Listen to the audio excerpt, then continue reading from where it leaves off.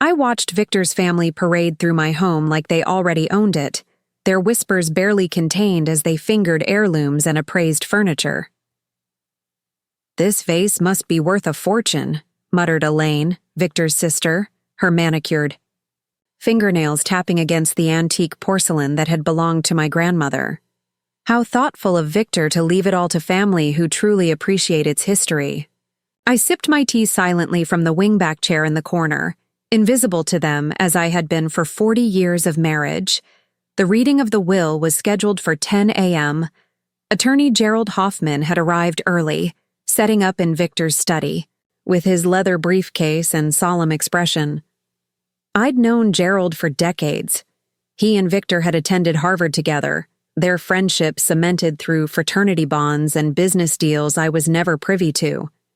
Now he sat behind Victor's mahogany desk, arranging papers with practiced precision, occasionally glancing at me with what I could only describe as discomfort. "Perhaps we should begin," Gerald announced as Victor's brother Charles checked his Rolex for the third time in 5 minutes. "Everyone is present, and I have another appointment at noon." I remained in my chair, hands folded in my lap, the simple black dress I wore feeling both too tight and too loose on my 70-year-old frame. Victor had been gone for exactly 2 weeks. Heart attack at his office, they said. Quick and painless. Unlike our marriage. "Eleanor," Gerald addressed me directly, "would you prefer to sit closer?" His gesture toward the empty chair beside the desk seemed like an afterthought. "I'm fine here, thank you," I replied, my voice steadier than I expected. "Let them sit close," to Gerald. Let them lean forward eagerly like vultures. I could hear perfectly well from where I sat. The reading began with the standard preamble. "Victor Harrington, being of sound mind and body, hereby declares his last will and testament." I watched his family's faces, Charles with his thin-lipped smile, Elaine pretending to dab at non-existent tears, her son Preston scrolling through his phone, barely concealing his boredom, and Marianne, Victor's cousin, who at least had the decency to look genuinely grieved. "To my wife, Eleanor Jean Harrington," Gerald read, adjusting his glasses, "I leave the sum of $500,000. Elaine's eyebrows rose slightly. Charles nodded as if this confirmed his expectations. $500,000, a pittance, compared to Victor's fortune, but they would see it as generous for a wife who brought nothing into the marriage except her youth and beauty, both long since faded. The remainder of my liquid assets, including all investments, bank accounts, and insurance policies, I leave to my sister Elaine, my brother Charles, and my cousin Marianne, to be divided equally among them." More nodding. Satisfied smiles poorly concealed behind hands and handkerchiefs. "My controlling interest in Harrington Enterprises will be divided as follows: 40% to Charles, 40% to Elaine's son Preston upon his 30th birthday, and 20% to the Harrington Family Foundation." Preston looked up from his phone for the first time, a slow smile spreading across his face. At 28, he would soon control a significant portion of a company he had never worked a day for. The family home in Martha's Vineyard I leave to Charles, the apartment in Manhattan to Elaine, the villa in Tuscany to Marianne. I kept my face carefully blank. We had spent 30 summers in that house on Martha's Vineyard. I had planted the gardens, selected every piece of furniture, hosted countless dinners for Victor's business associates. The Manhattan apartment had been my refuge during the winter months, and the villa in Tuscany. I had discovered it, fallen in love with its crumbling charm, overseen every detail of its restoration. Now they would belong to people who had visited them only as guests. As for the primary residence, Gerald continued, and I felt all eyes shift toward me. The house at 47 Hillcrest Drive and all its contents will naturally go to family, Charles interrupted, shooting me a look that contained equal parts triumph and warning. Gerald cleared his throat. "Actually, Charles, if I may continue, I watched as Gerald turned a page, his expression shifting almost imperceptibly. There was a subtle tension in his shoulders that hadn't been there a moment before. The house at 47 Hillcrest Drive and all its contents are to remain in Eleanor's possession for as long as she wishes to reside there. However, Gerald paused, adjusting his glasses again. Upon her death, or should she choose to move elsewhere, the property, and all its contents, will transfer immediately to the rightful Harrington heirs, namely Charles, Elaine, and Marianne. Life tenancy. Victor had granted me life tenancy in my own home. The house I had lived in for 4 decades, decorated room by room, tended with care. I could stay until I died, a guest in what had never truly been mine. Furthermore, Gerald continued, and something in his tone made me look up sharply. There is a codicil to this will, added by Victor 18 months ago. 18 months ago. While I was visiting my sister in Oregon after her surgery. What had Victor done while I was away? Gerald removed a sealed envelope from his briefcase. Victor instructed that this codicil is to be read only in the event that certain conditions are met. According to his instructions, I am to verify these conditions before proceeding. What conditions? Charles demanded, leaning forward. This is the first I'm hearing of any codicil. Gerald ignored him, turning to face me directly. Eleanor, did Victor ever mention to you a company called Meridian Holdings? The name struck me like a physical blow. Meridian Holdings. The words had appeared on a document I had found in Victor's study 20 years ago.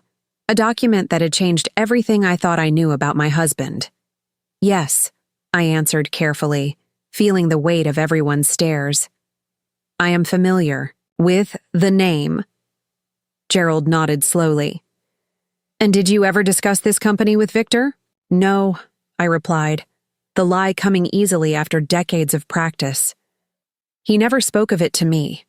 Gerald studied me for a long moment, his eyes searching mine for something. Confirmation or denial, I couldn't tell. Then he broke the seal on the envelope and withdrew several pages. The room fell silent as he began to read.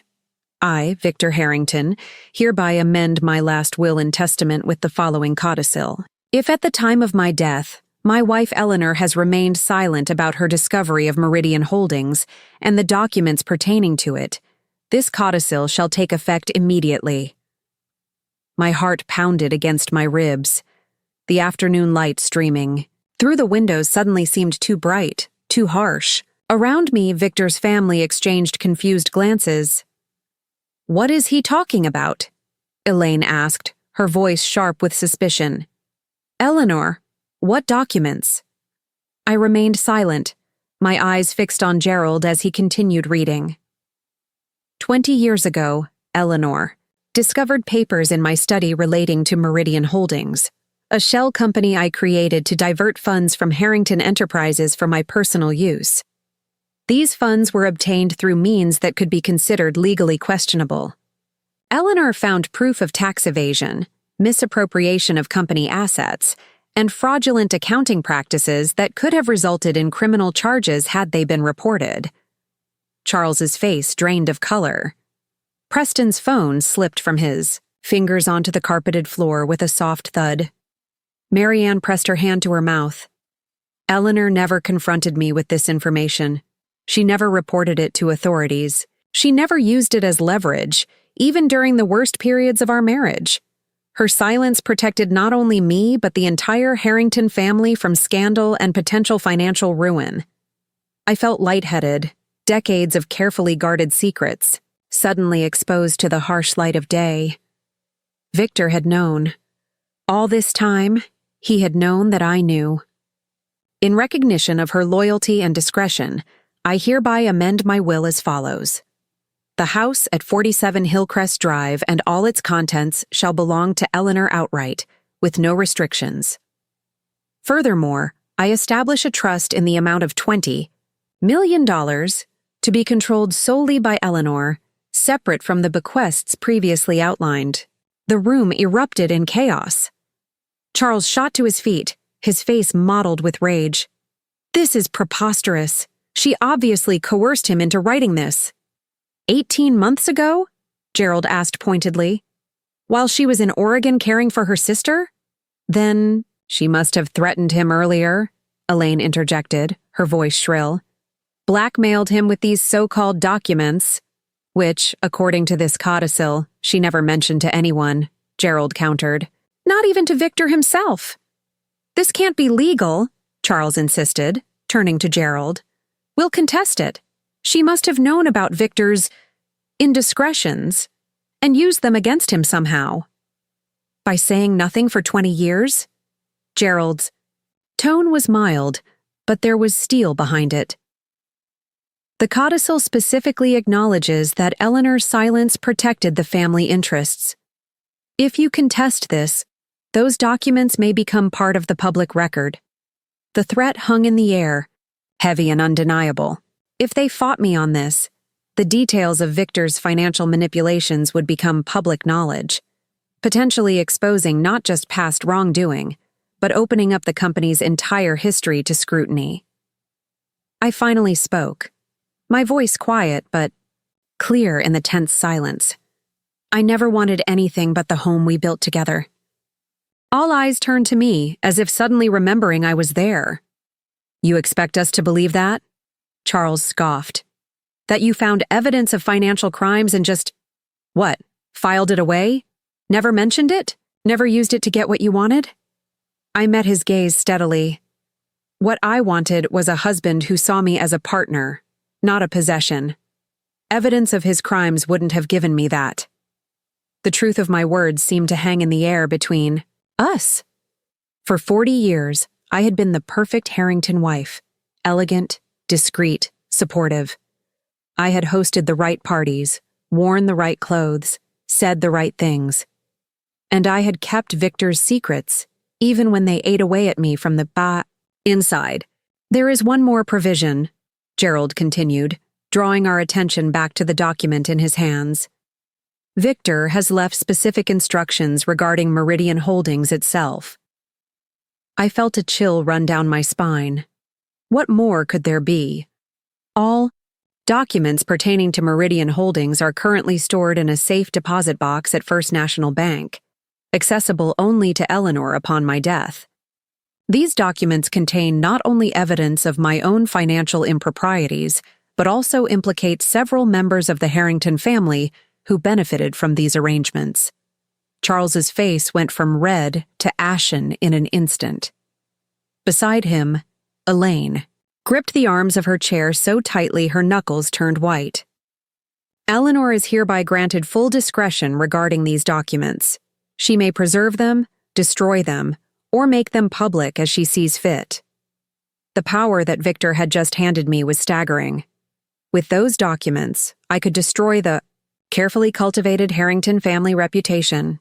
I could potentially trigger criminal investigations. I could expose not just Victor's misdeeds, but those of his family members who had profited alongside him.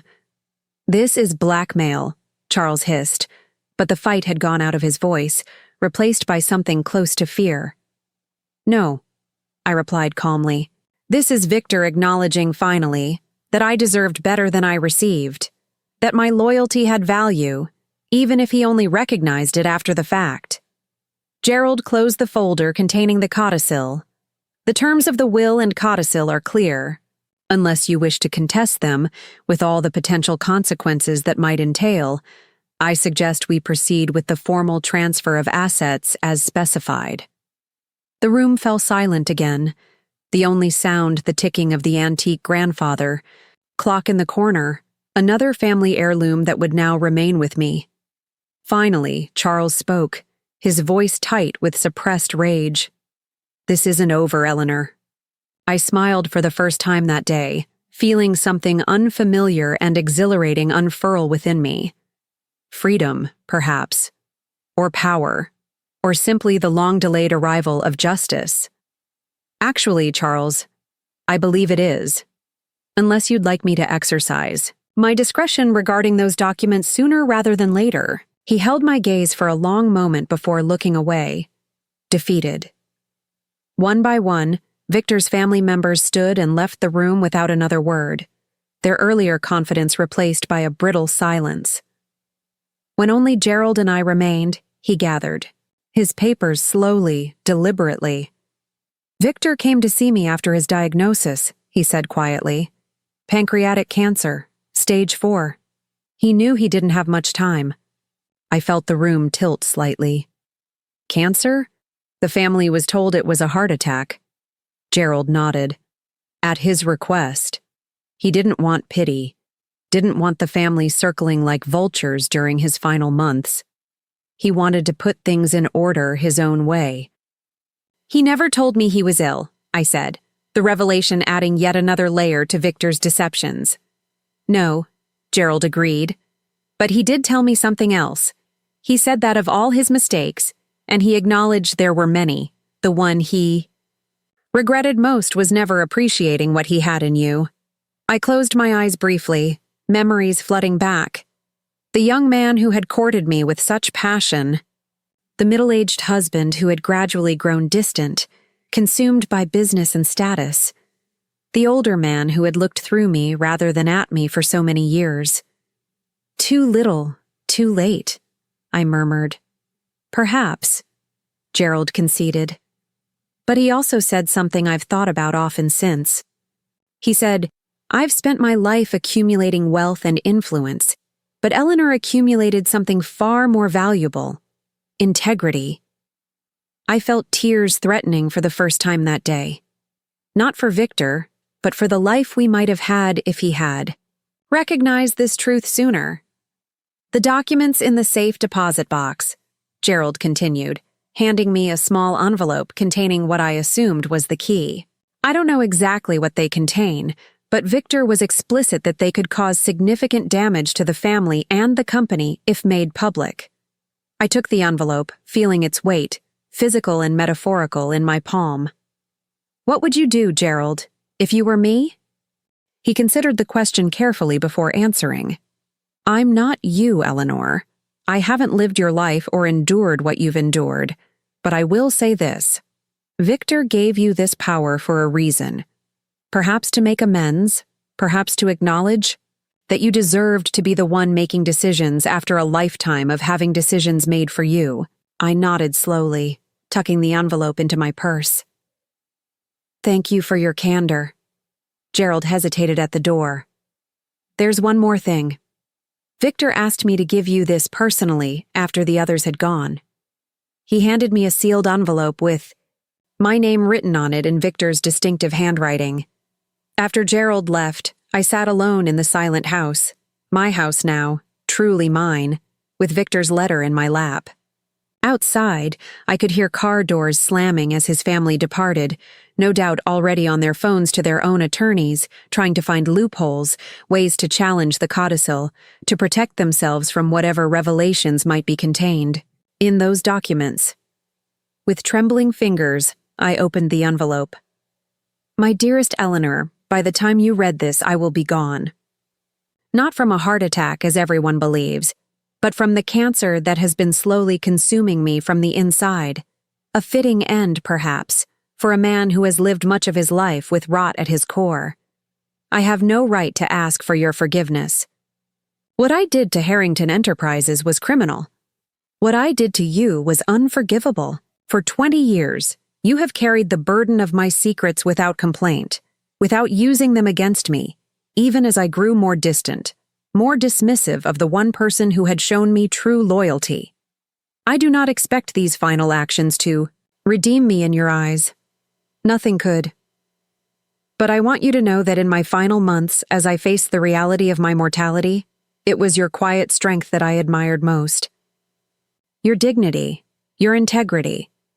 The house is yours now, truly yours. The money is a poor substitute for the partnership I should have offered you from the beginning. And the documents, they are the power I never willingly shared with you in life. Use that power as you see fit. Protect yourself.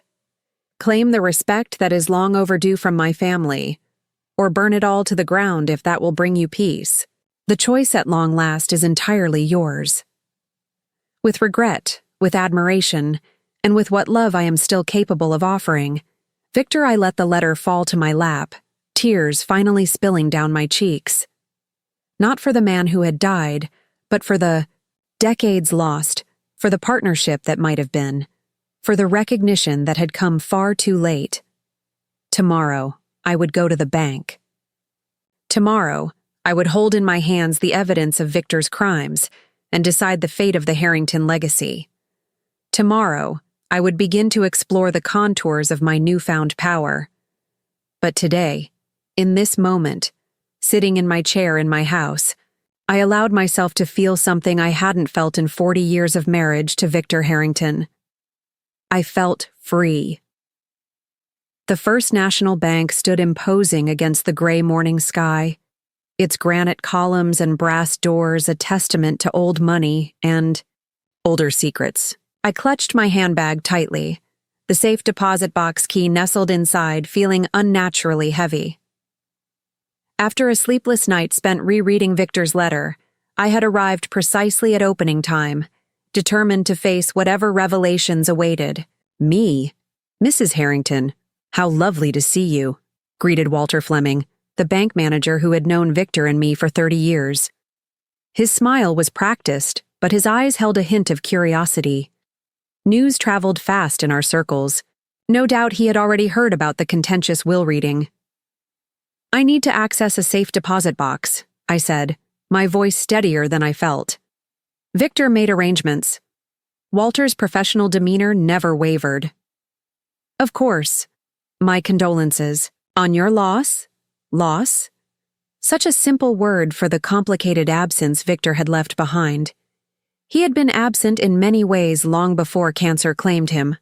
Walter escorted me personally to the vault, making small talk about the unseasonably cool weather and his wife's garden party that I had missed the previous month. I nodded at appropriate intervals, grateful for the meaningless chatter that delayed the moment of truth. The safe deposit room was windowless and silent, except for the soft hum of fluorescent lights overhead. Walter inserted his key, then gestured, for mine. The box slid out smoothly, larger than I had expected, substantial enough to hold far more than a few incriminating documents. Take all the time you need, Mrs. Harrington. The private viewing room is yours for the day. When the door closed behind him, I placed the metal box on the table and stared at it, remembering the moment 20 years ago when I had first discovered Victor's secret. It had been an ordinary Tuesday. Victor was in London on business, and I was searching his study for our passport. We were planning a trip to Greece the following month, and I wanted to make sure it hadn't expired. The hidden compartment in his desk had opened accidentally when I pressed against a panel looking for a pen. Inside was a single folder labeled Meridian Holdings, containing bank statements, transfer authorizations, and a handwritten ledger tracking millions of dollars, moved through a complex web of accounts. I wasn't naive. I had a degree in economics, though I had never been allowed to use it. I understood exactly what I was looking at: systematic fraud, tax evasion on a massive scale, money siphoned from Harrington Enterprises into private accounts. I remembered sitting on the floor of Victor's study until dawn, the documents spread around me like fallen leaves, trying to decide what to do with knowledge that could destroy the man I had once loved. Now, 20 years later, I lifted the lid of the safe deposit box and felt that same disorienting shift in my understanding of reality. Inside lay several neatly labeled folders, a small leather journal, and a sealed envelope with my name written on it, different from the one Gerald had given me yesterday. I started with the folders, each one more damning than the last. The first contained the original Meridian Holdings documents, the ones I had discovered and carefully returned to their hiding place, saying nothing to Victor or anyone else. But there were additional pages I had never seen, showing the scope of the fraud was far greater than I had realized. Victor hadn't just been evading taxes. He had been systematically looting his own company for decades, creating false investment losses, inflating expenses, and diverting profits into private accounts in Switzerland, the Cayman Islands, and beyond. The second folder was labeled Family Involvement and contained what could only be described as a detailed accounting of complicity. Charles had received consulting fees from Meridian Holdings totaling millions over the years for services never rendered.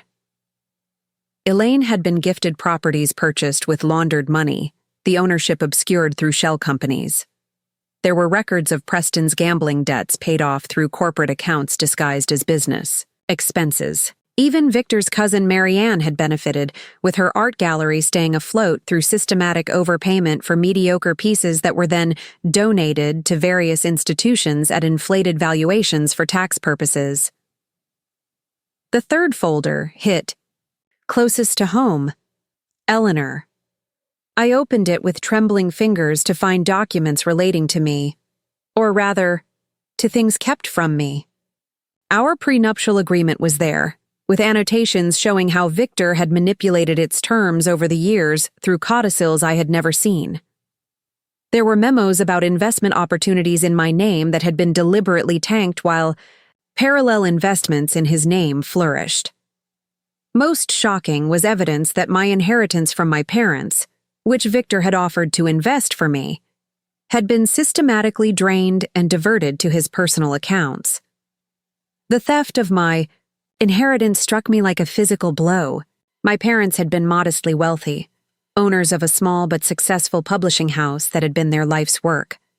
When they died within months of each other 15 years ago, Victor had insisted on handling the financial details while I grieved. He had told me that the company had been struggling, that after debts were paid there was little left. I had accepted this without question, touched by his apparent concern during my time of loss. The truth was laid out in black and white before me. The publishing house had been profitable to the end. Victor had sold it to a competitor for a substantial sum, then hidden the proceeds through Meridian Holdings.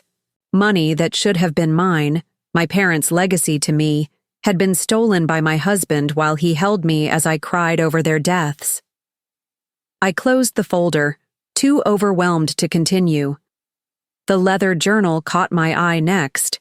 Small, expensive, bound in calfskin with Victor's initials embossed in gold. I recognized it immediately as the one he kept locked in his bedside table and carried with him on business trips. His private diary. Opening it felt like a violation, even now. Victor had guarded his privacy zealously in life, but he had placed this journal here deliberately, knowing I would find it after his death. Whatever it contained, he had wanted me to see it. The entries dated back nearly 15 years, sporadic at first, then more regular in recent years. I flipped through until a familiar date caught my eye. April 18, 2003, the day I had confronted Victor about another woman. Eleanor suspects something. Asked directly about Cassandra today. Denied everything, of course. She accepted it, as she always does. Sometimes I wonder if she truly believes me, or simply prefers the lie to the truth. Perhaps there's strength in her willful blindness. Or perhaps it's merely cowardice dressed as dignity. I flinched at the casual cruelty of his assessment. I had suspected Victor of infidelity many times over the years, had occasionally gathered enough courage to question him, and had always accepted his denials despite the lipstick stains, the late nights, the unexplained charges on credit card statements, not because I believed him, but because the alternative, acknowledging the humiliation openly, forcing a confrontation that might end our marriage, had seemed unbearable. Another entry, dated September 3, 2005.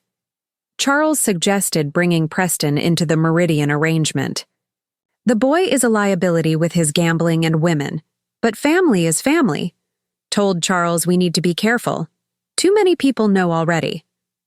Eleanor remains the wild card. Still no indication she's found the documents, but if she ever decided to look properly through my study, our entire house of cards would collapse. Perhaps I should move them to the bank. He had been worried about me discovering his crimes 2 years after I already had. The irony might have been amusing if it weren't so painful. I skipped ahead several years, stopping at an entry from December 24, 2012, Christmas Eve dinner a tedious affair as usual. Eleanor outdid herself with the decorations and meal, always. The perfect hostess. Charles made thinly veiled comments about her spending on the festivities. If only he knew that what Eleanor spends in a year wouldn't equal what I transferred to his consulting account last month alone. The hypocrisy of my family is sometimes too much to bear, even for me. The entries became more frequent and introspective in the final years.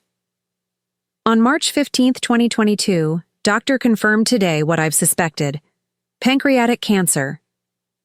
Stage 4. 6 months to a year, he says. Haven't told Eleanor yet. Not sure I will.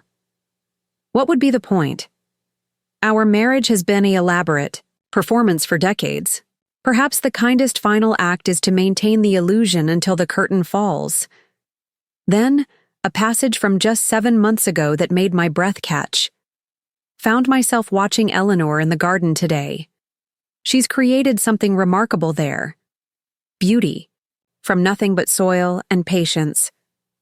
She turns 70 next month but still kneels in the dirt like a woman half her age, coaxing life from seeds with those elegant hands that have never lost their grace despite everything. I wonder if she knows how much I've come to admire her quiet resilience. The cancer makes me sentimental, I suppose. Too late to matter. And finally, the last entry, dated just 3 weeks before his death. Made final arrangements with Gerald today. Eleanor will have the house, free and clear, money enough to live comfortably for the rest of her life. And the documents, my insurance policy for her against the family's inevitable attempts to take even that from her. She never used her knowledge of Meridian against me, though God knows she had cause. I've given her the power now to protect herself or burn it all down. My final gift, for whatever it's worth. The doctors say weeks, not months. I find I'm not afraid of dying, only of never having truly lived, never having truly loved her as she deserved. I closed the journal, tears blurring my vision. Not tears of grief or forgiveness. Victor had forfeited any claim to those long ago. But tears of rage at decades lost to a man who had only recognized my worth when faced with his mortality. The final item in the box was the sealed envelope, with my name. Inside was a single sheet of paper and a small silver key I didn't recognize. Eleanor, if you're reading this, you've seen the evidence of my crimes and the family's complicity. What you do with this information is entirely your choice. I have no right to influence that decision. The enclosed key opens a safe in your home, behind the Monet in the library. Inside, you'll find something I should have given you 15 years ago. Perhaps it will give you options I never had the courage to offer you in life. Victor, I pocketed the small key, wondering what final secret waited for me at home. Then I turned my attention back to the damning evidence spread before me on the table. What exactly did I want to do with this power Victor had bequeathed me?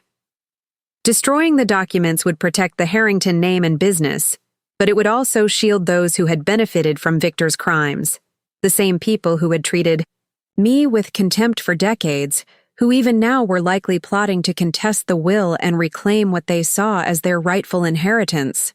Making the documents public would bring a certain justice. The mighty Harrington Empire would crumble.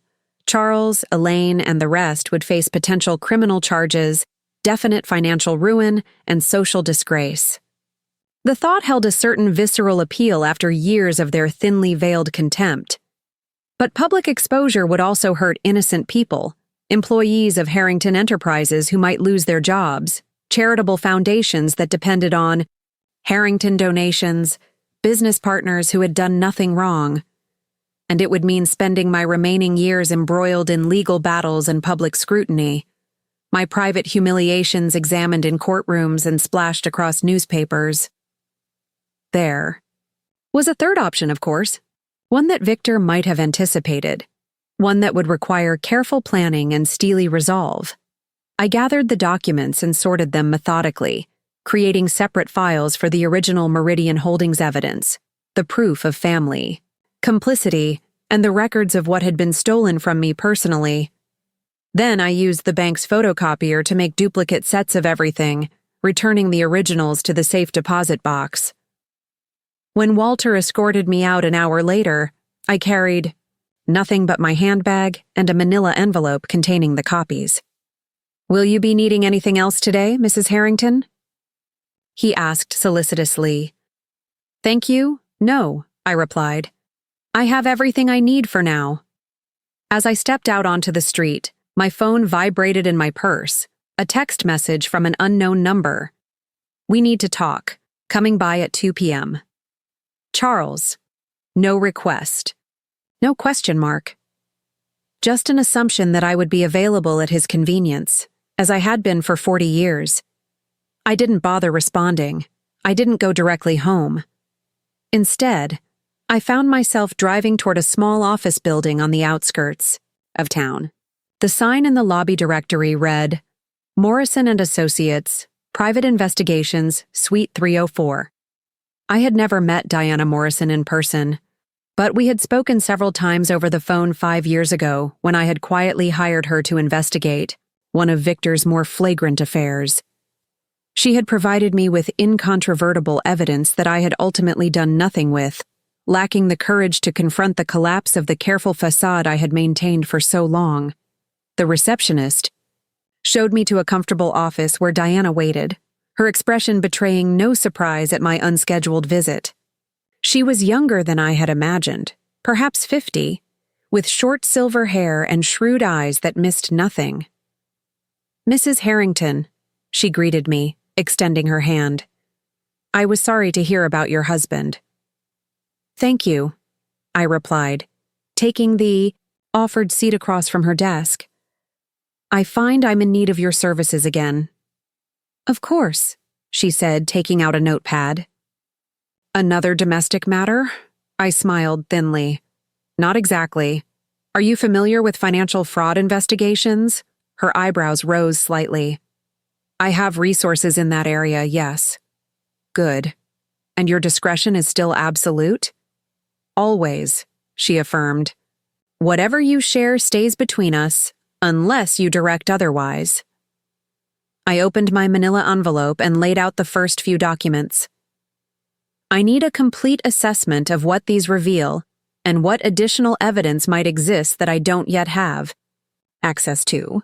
I also need to know my options, legal and otherwise."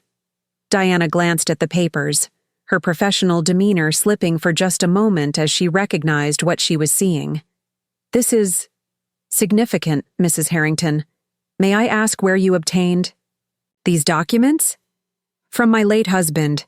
He left them for me, along with evidence implicating his family members who benefited from these arrangements." She nodded slowly, her mind clearly working through implications. "And what exactly is your goal here? Criminal prosecution? Financial recovery?" I considered the question carefully. "Justice," I finally said. "But on my terms, not the court's. I spent 40 years being underestimated and dismissed. I won't spend what years I have left being pitied as Victor Harrington's defrauded widow." Diana studied me with new respect in her eyes. "I understand.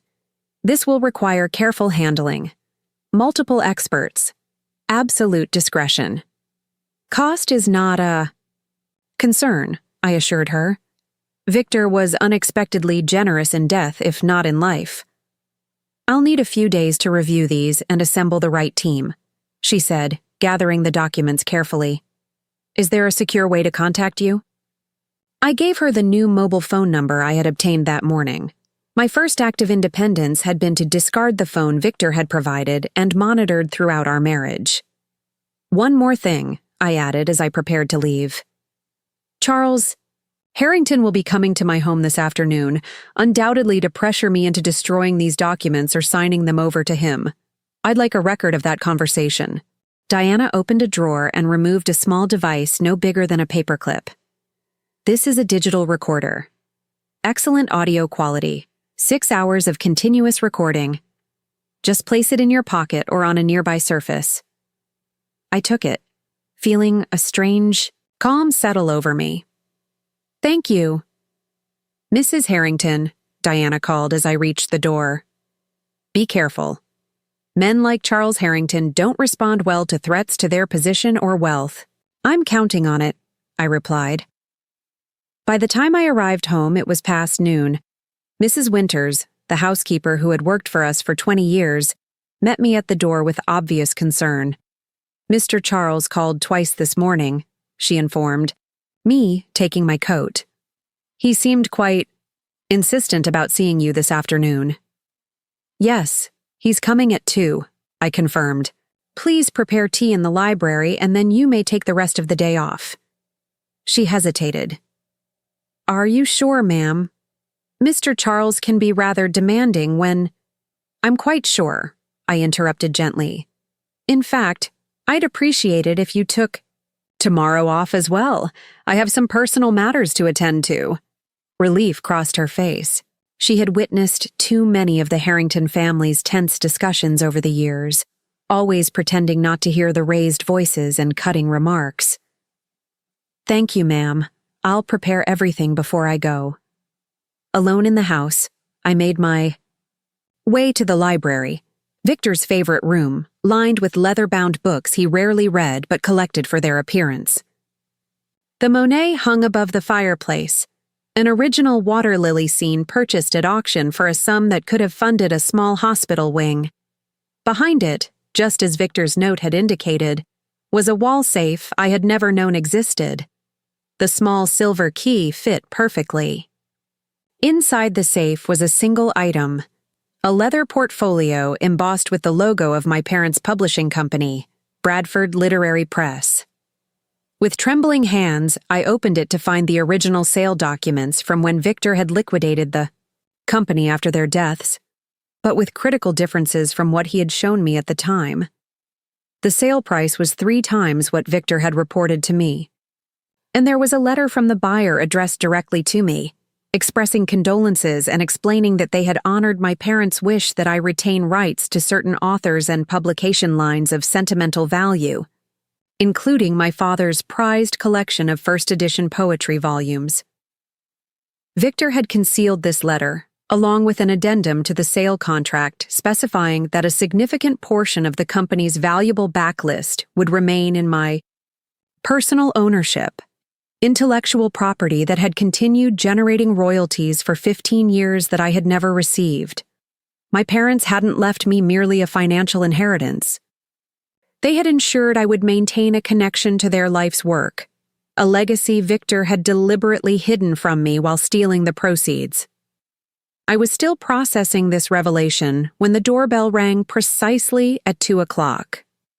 Charles Harrington's timing had always been impeccable. I tucked Diana's recording device into my cardigan pocket and went to answer the door myself, an act that visibly surprised Charles. He was accustomed to being greeted by staff, not family members.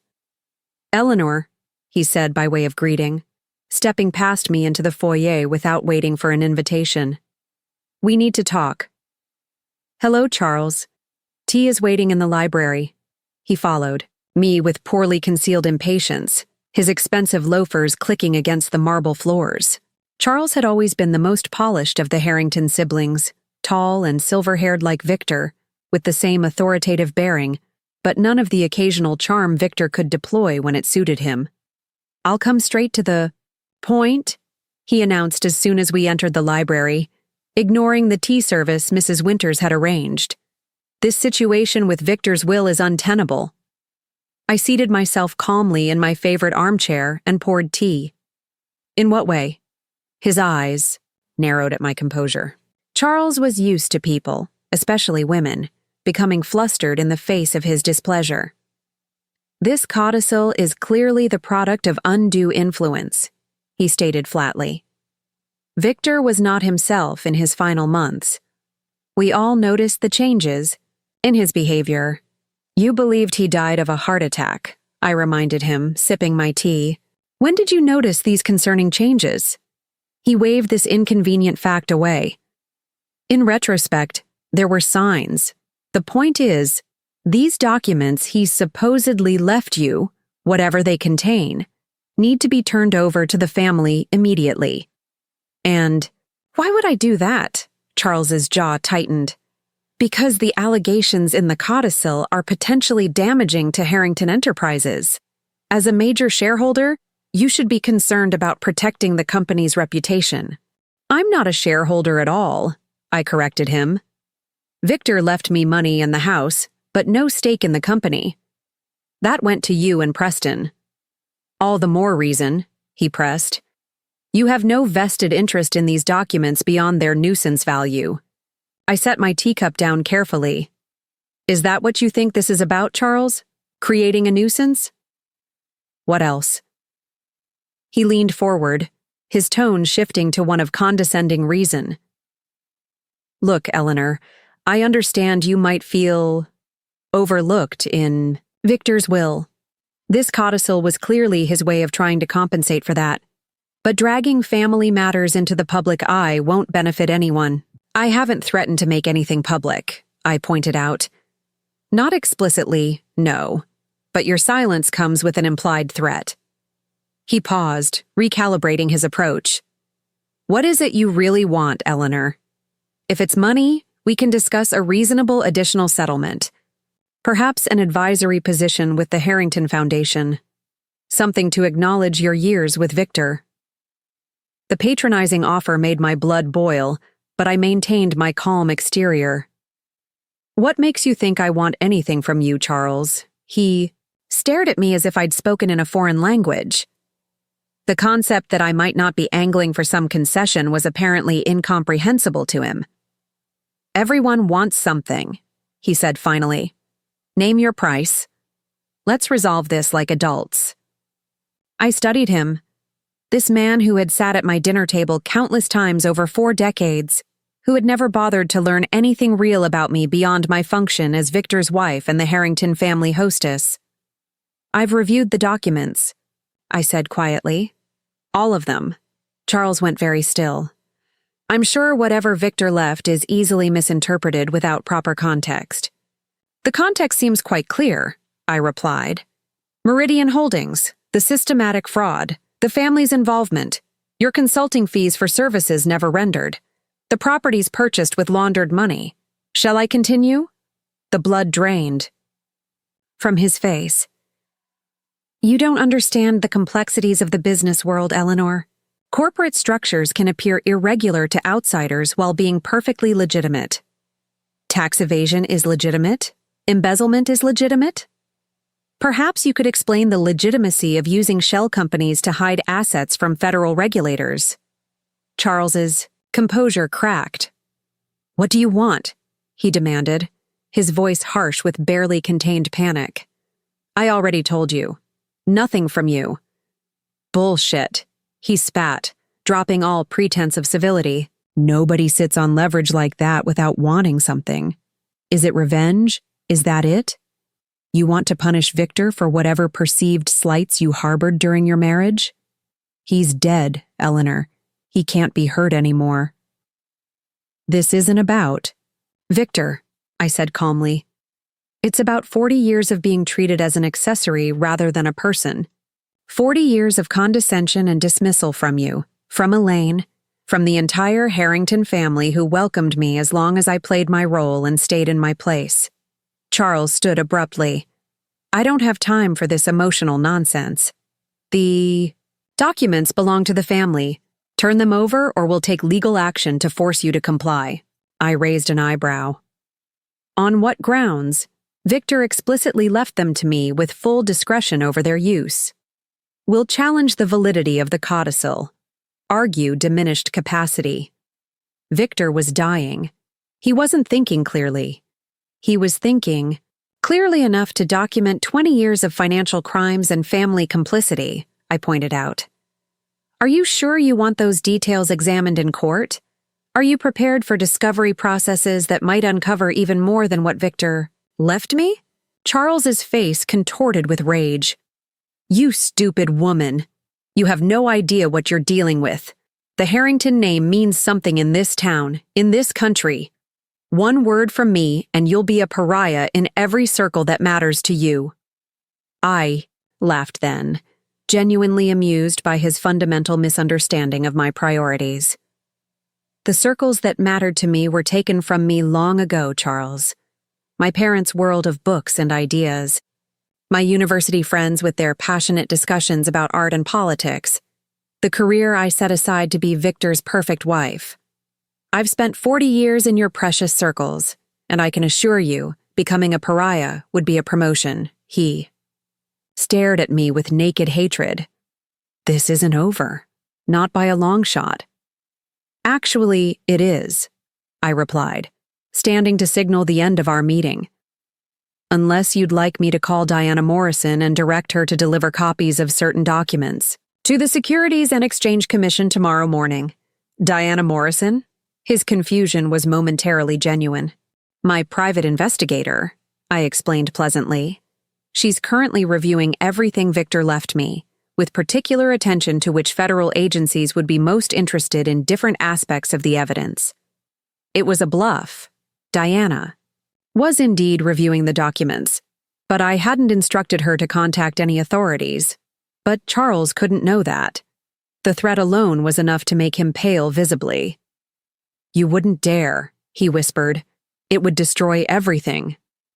Not everything, I corrected him. Just the things built on lies and theft.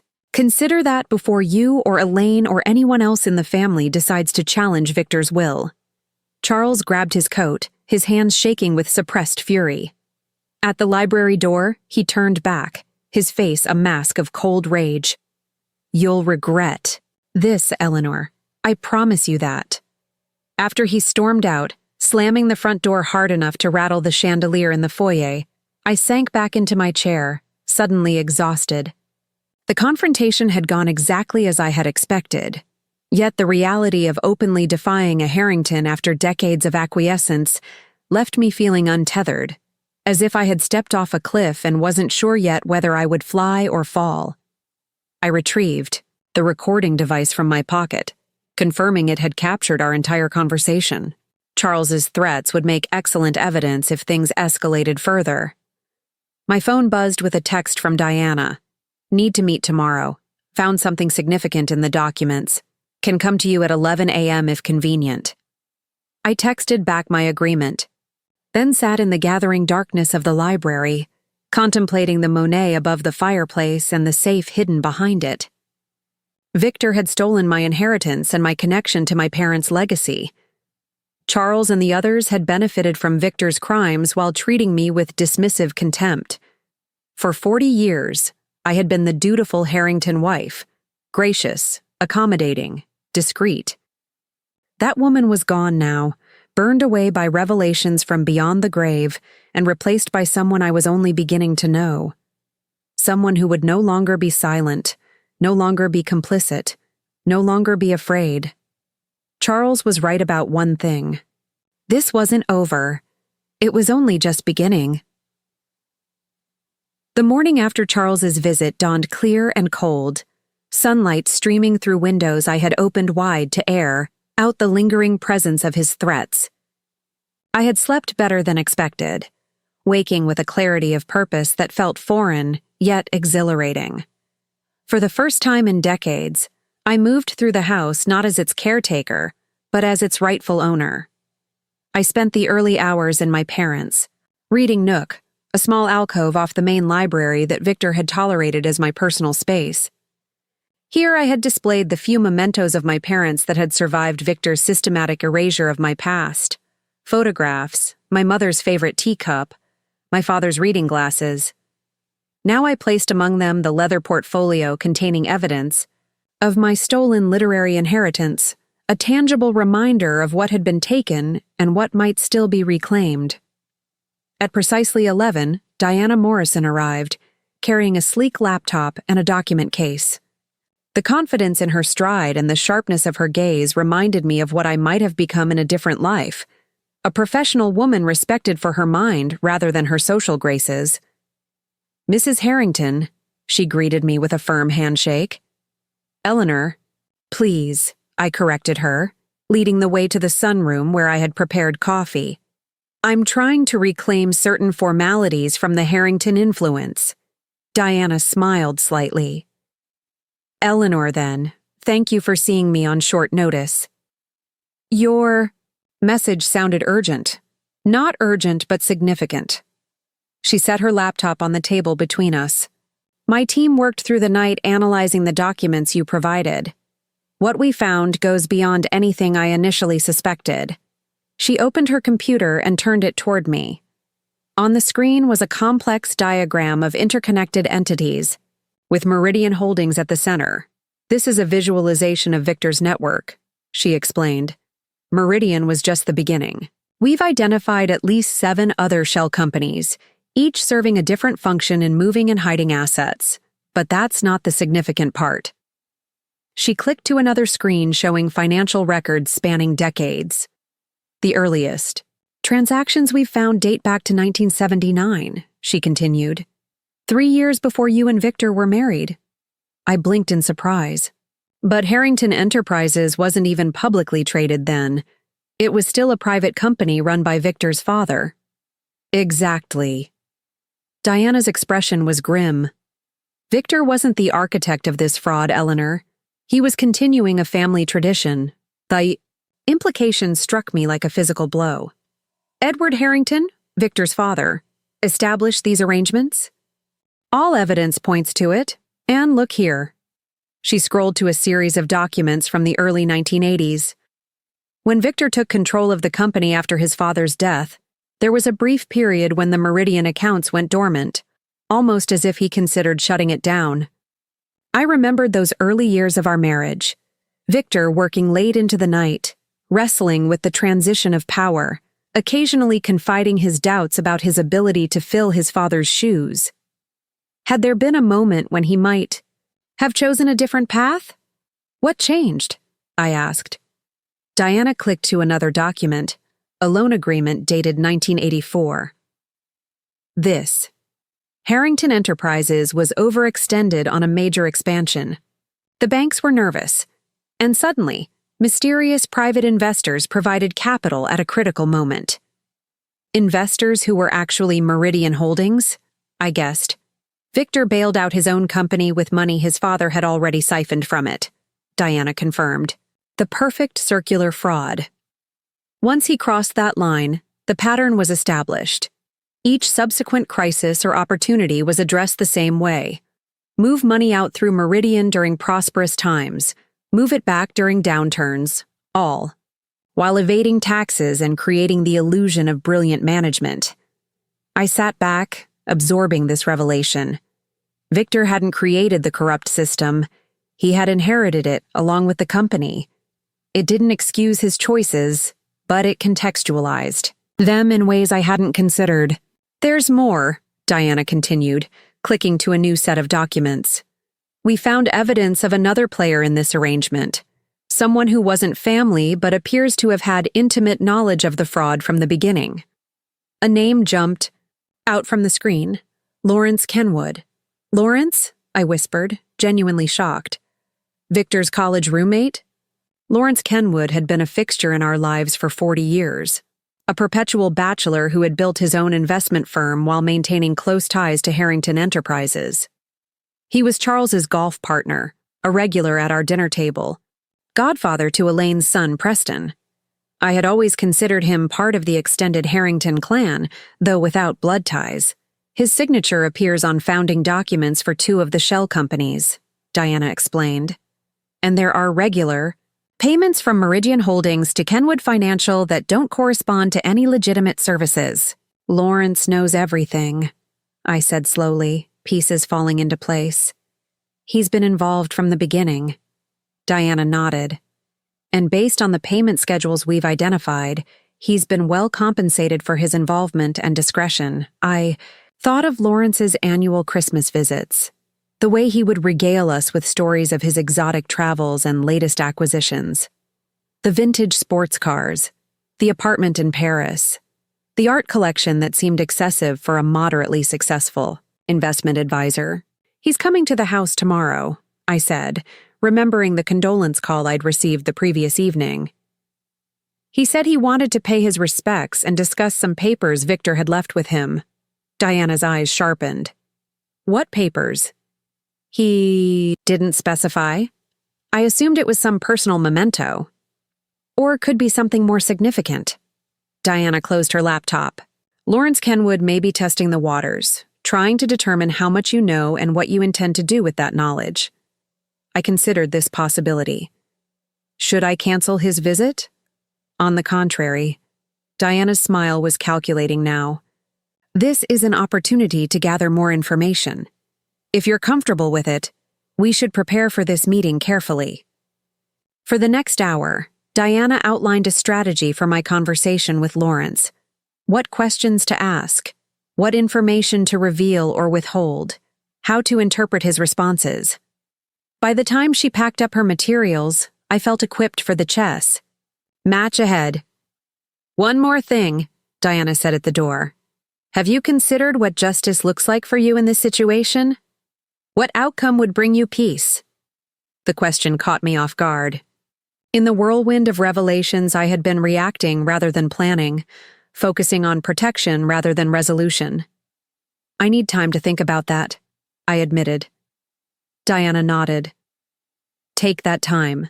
But remember, you're in a position of significant leverage now. With these documents and what we're continuing to uncover, you could pursue many different paths. Criminal prosecution, financial restitution, public exposure, private resolution. The choice is yours. After she left, I moved through the quiet house considering her question. What did I want? Punishment for those who had wronged me seemed both too simple and too complicated. Financial compensation felt hollow. Victor's final bequest had already ensured I would never want for money. Revenge carried its own bitter aftertaste. My wandering brought me to a seldom-used guest bedroom, where I stored the few personal items Victor had never managed to discard. Opening the cedar chest beneath the window, I pulled out a dusty photo album from my university days. The young woman smiling back from those pages was barely recognizable to me now. Confident, ambitious, surrounded by friends who shared her intellectual passions. Eleanor Bradford, English literature major with dreams of joining her parents' publishing house, perhaps writing books of her own someday. Before she became Mrs. Victor Harrington and slowly surrendered each piece of herself to the role. My fingers traced the faded image of my younger self standing proudly beside my father at a book launch, his arm around my shoulders, his expression radiating pride in his daughter. "What would you have wanted me to do, Dad?" I whispered to the photograph. The answer came not in words, but in a memory, my father facing down a large publishing conglomerate that had attempted to strong-arm their small press into an unfavorable contract. Success without integrity isn't success at all, he had told me. It's just failure wearing expensive clothes. I closed the album, my path suddenly clear. Justice wasn't about punishment or revenge. It was about restoration, of truth, of dignity, of legacy. My legacy and my parents. The doorbell rang shortly after 3, pulling me from my planning. I wasn't expecting visitors and briefly considered ignoring it. But something compelled me to answer. Perhaps the new spirit of confrontation I was nurturing. Elaine Harrington stood on my doorstep, her Mercedes idling in the circular drive behind her. Unlike Charles with his bulldozer approach, Elaine had always operated with more subtlety, her barbs delivered with a smile, her manipulations wrapped in concern. "Eleanor, darling," she greeted me, air kissing near my cheeks. "I hope I'm not intruding." "What a surprise," I replied, neither confirming nor denying the intrusion. "Please, come in." Elaine swept into the foyer, her gaze cataloging every item as if mentally appraising its value.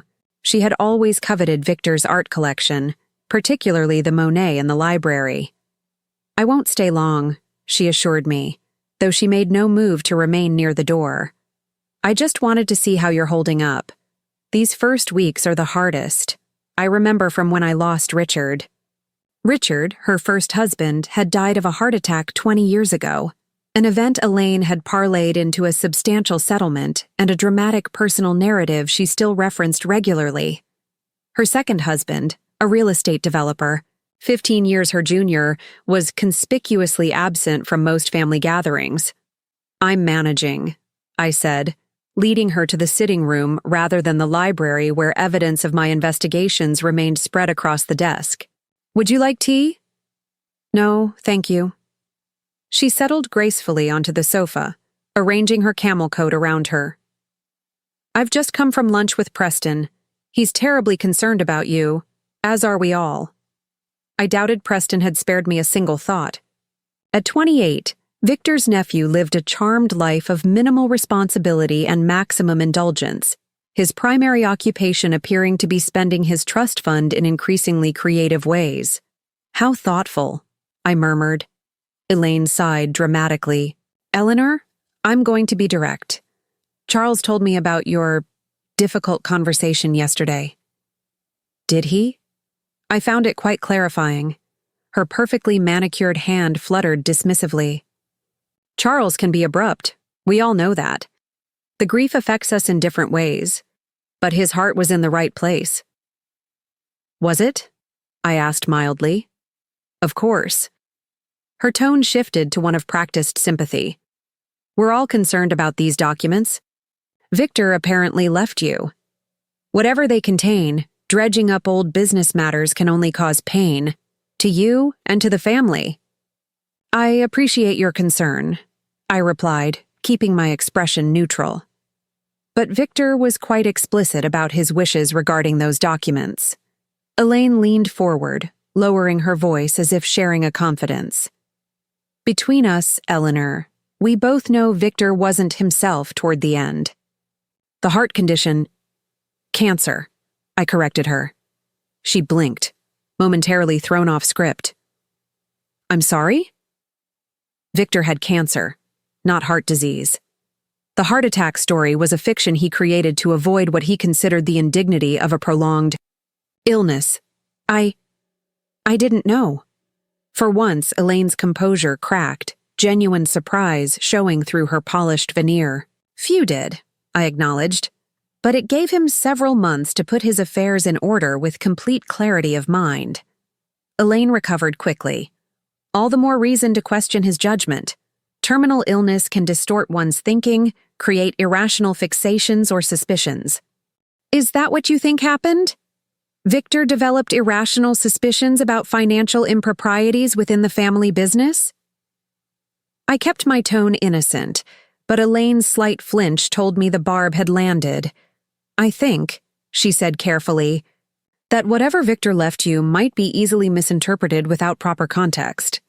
Business documents can appear suspicious to those without financial expertise." It was the same line Charles had tried, the suggestion that I was too simple to understand what I had discovered. 40 years of such condescension had trained me to nod and concede, to accept their definition of my limitations. Not anymore.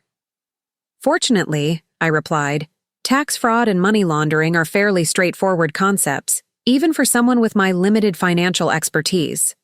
Elaine paled visibly. "Those are serious accusations, Eleanor." "They're not accusations. They're documented facts Victor preserved in considerable detail, including records of which family members benefited from these arrangements." She stood, abruptly, abandoning all pretense of a casual visit. "What exactly are you planning to do, Eleanor?" I rose as well, no longer willing to look up at her. "I haven't decided yet. I'm considering my options carefully." "We could make this unpleasant." "For you," she warned, her voice hardening. "Contest the will, challenge the codicil, drag proceedings out for years." "You could," I agreed. "And in the process, every document Victor left would become part of the legal record, available to prosecutors and regulatory agencies. Is that a risk you're prepared to take, Elaine? Are you certain your financial affairs would withstand that level of scrutiny?" The threat hung between us, neither of us blinking. "What do you want?" she finally asked, echoing her brother's question from yesterday. "Justice," I replied simply. Elaine's laugh was brittle. Justice? After 40 years of enjoying the Harrington wealth and privilege? You didn't seem concerned about justice when you were wearing couture and vacationing in Tuscany. The accusation stung more than I wanted to admit, not because it was entirely fair, but because it contained a kernel of truth. I had accepted the comforts of my gilded cage, had looked away from questions about where the gold came from. You're right, I acknowledged, surprising her. I was complicit in my silence. But complicity and victimhood aren't mutually exclusive. Elaine, I can recognize my own failures while still holding others accountable for theirs. She stared at me as if seeing me for the first time, not as Victor's decorative wife, but as someone capable of moral complexity and self-reflection. You've changed, she said finally, a note of uncertainty in her voice. No, I corrected her. I've remembered who I was before the Harrington family convinced me to forget. Elaine gathered her coat around her like armor. This conversation isn't over. No, I agreed. But the old patterns are. Please see yourself out. After she left, I returned to my parents' reading nook, my resolve strengthened by the back-to-back attempts at intimidation. Charles had tried force, Elaine manipulation. Both had failed. But I harbored no illusions that they would simply concede. Defeat. The stakes were too high. Their reputations, their financial security, their freedom potentially.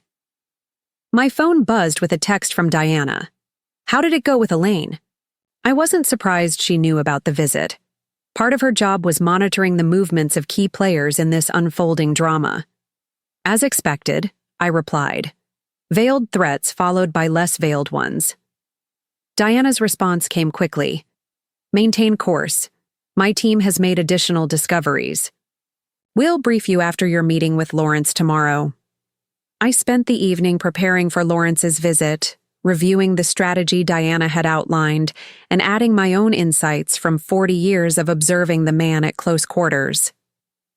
Lawrence had always been charming, attentive, particularly to me when Victor wasn't looking. I had interpreted his attention as harmless flirtation from a perpetual bachelor. Now I wondered if it had been something more calculated, keeping the potential weak link in the Harrington chain pacified and distracted. The next morning, I dressed with deliberate care, not in my usual conservative Harrington wife attire, but in clothes that reclaimed pieces of my pre-Victor identity. A deep blue cashmere sweater that matched my eyes, silver earrings my mother had given me for my college graduation, comfortable slacks rather than the formal skirts Victor had preferred. Small rebellions, perhaps, but they bolstered my confidence. Lawrence arrived precisely at 11, bearing an elaborate bouquet and a solemnity that seemed rehearsed rather than genuine. His silver hair was impeccably styled, his cashmere coat, and handmade shoes broadcasting the quiet wealth he had always cultivated. Eleanor, my dear. He embraced me carefully as if I might shatter. How are you holding up? Better than expected, I replied, accepting the flowers with appropriate gratitude. Please come in. I've prepared coffee in the library. A flicker of something, surprise, perhaps concern, crossed his face at the mention of the library, but his practiced smile never wavered. Perfect. I've always loved that room. So many memories of Victor and me discussing business by the fire. I led him through the house, noting how his gaze lingered on certain items, the Patek Philippe clock in the hallway, the small jade collection in the display cabinet, the first edition books Victor had acquired more for their investment value than any love of literature. The library was bathed in morning light, the Monet above the fireplace, and the hidden safe behind it, gleaming in the sun. I had deliberately left certain files visible on Victor's desk, their labels obscured but their presence unmistakable. Lawrence settled into one of the leather armchairs, accepting the coffee I offered with a murmur of thanks.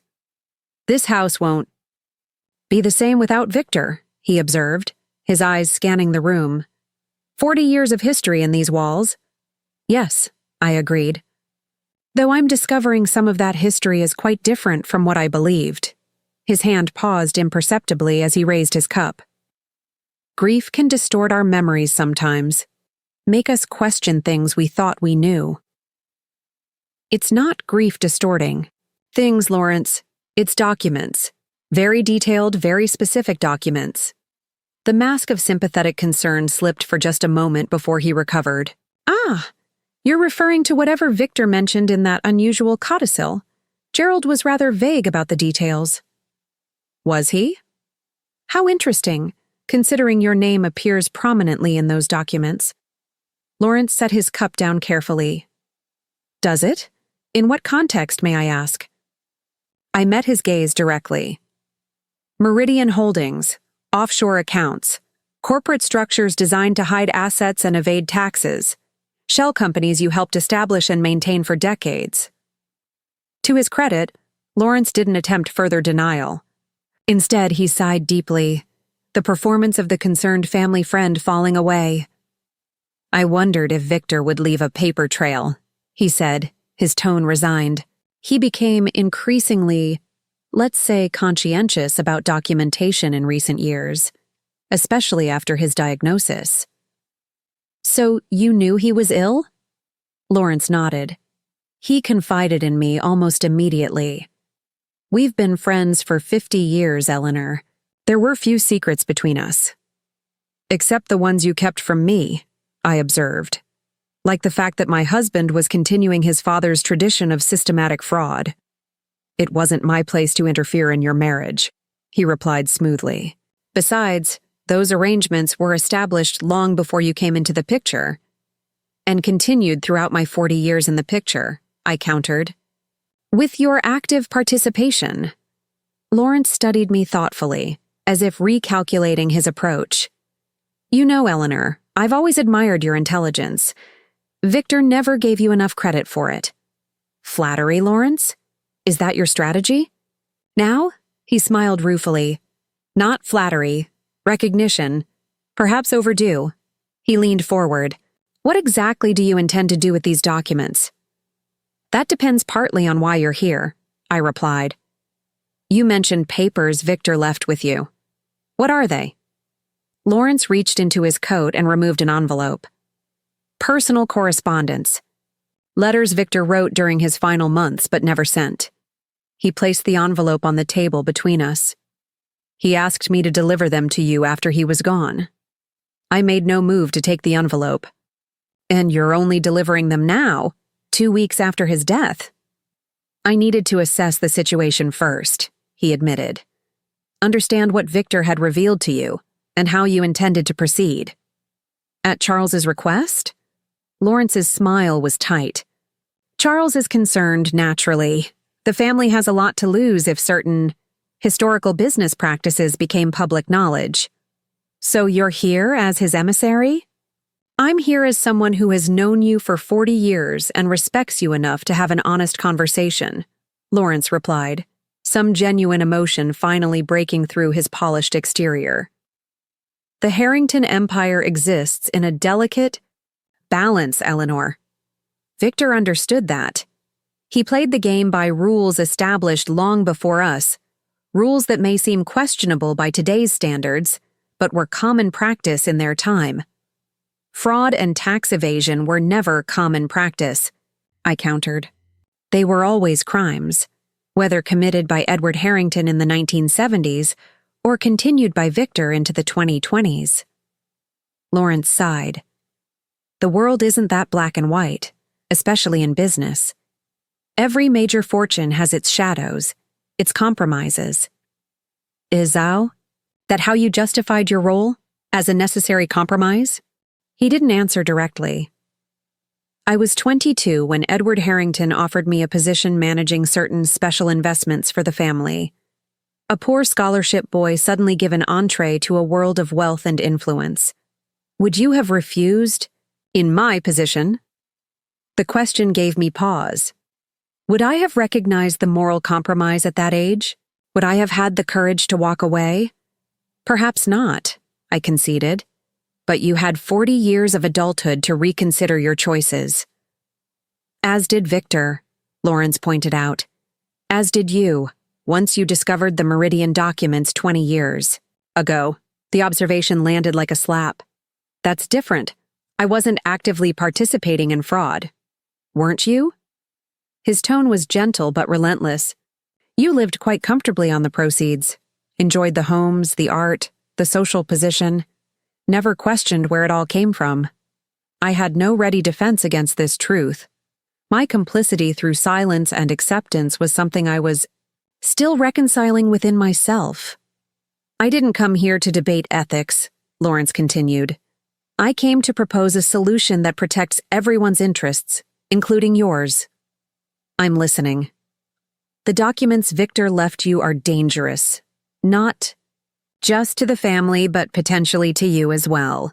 Knowledge of criminal activity without reporting it could be construed as complicity, especially given the benefits you derived from that activity. It was a threat wrapped in concern and not a particularly subtle one. However, he continued, there might be a way to address historical improprieties without criminal prosecution or public scandal. Go on. A restructuring of certain holdings. Significant charitable donations to compensate for past tax avoidance. Financial reparations. To any parties who may have been harmed by Harrington business practices over the years. He paused. Including you, Eleanor. Victor's codicil acknowledged that you were wronged, that your inheritance from your parents was mishandled. My ears perked up at this last point. You know about my parents' publishing company? Lawrence nodded. Victor consulted me when liquidating those assets. I advised against his approach, for what it's worth, but he was determined to consolidate control over your financial resources. A hot flare of anger surged through me. You knew he was stealing my inheritance and did nothing?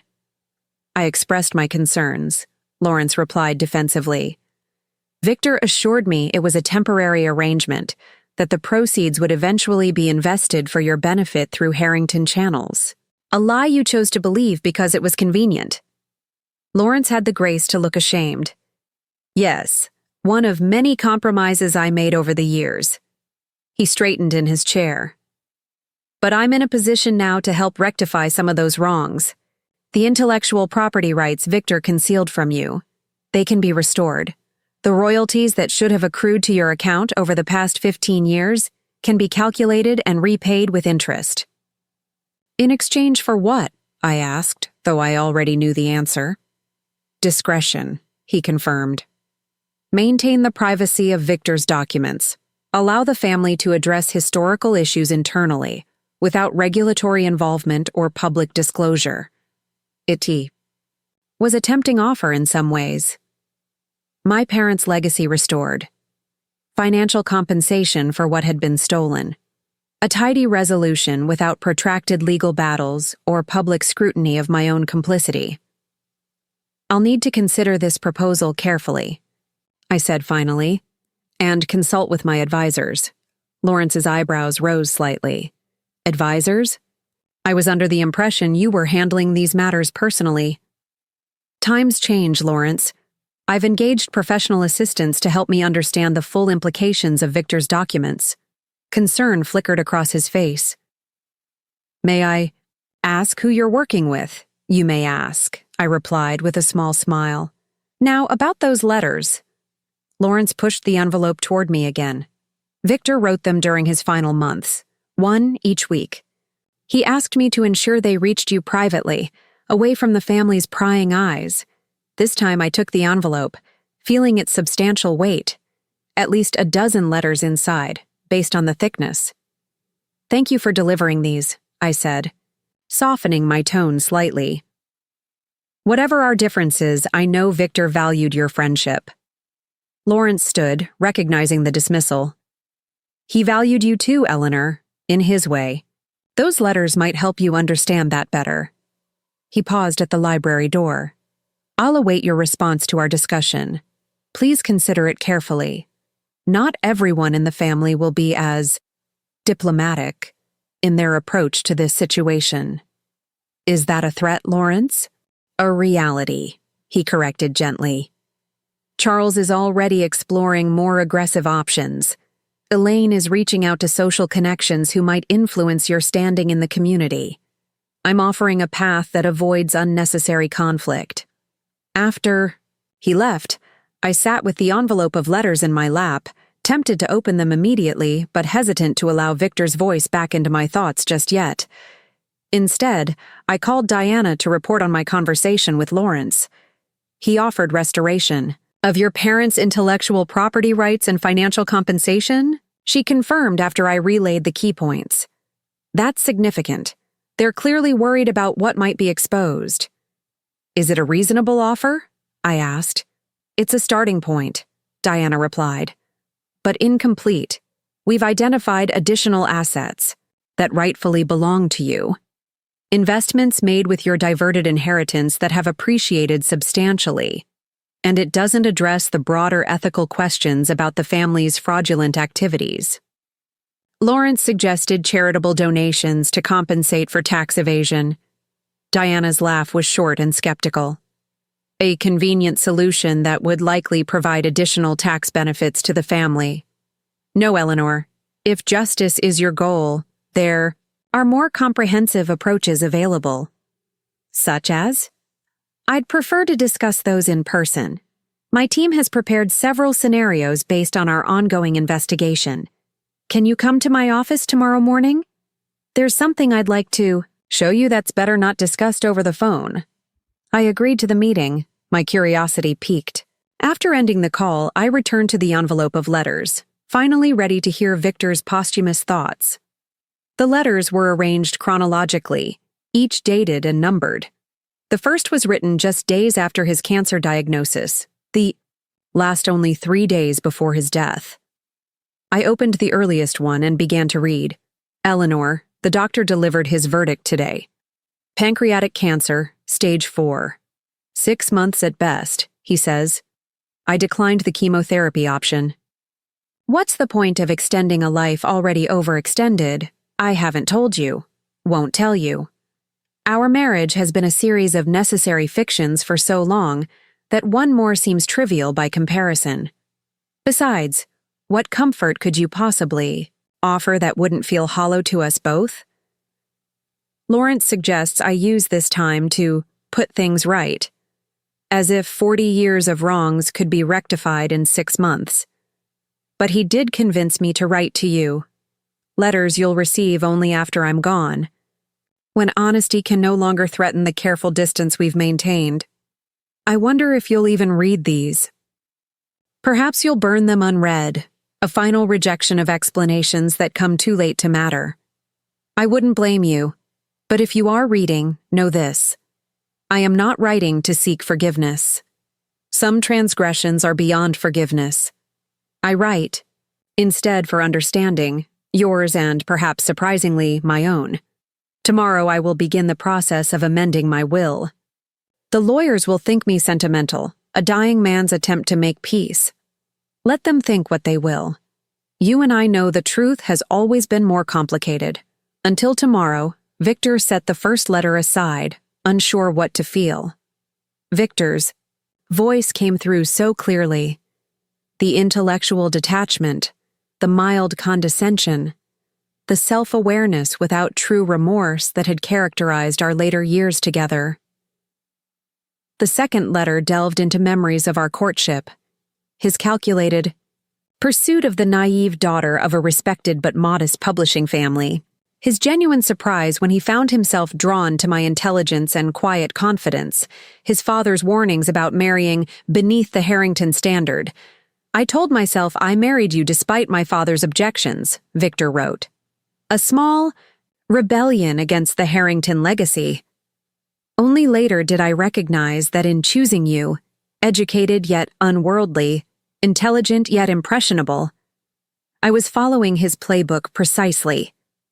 A wife who would enhance our social standing while remaining pliable to Harrington priorities. For that unconscious calculation alone, I owe you an apology I never offered in life. The third letter described the early years of our marriage, my initial involvement in discussions about the business, my suggestions that Victor had first welcomed, then gradually dismissed as the pressures of maintaining his father's empire consumed him. "You stopped offering opinions at some point," he observed. "I told myself you had lost interest in business matters, but in truth, I had trained you to silence through 1,000 small rejections.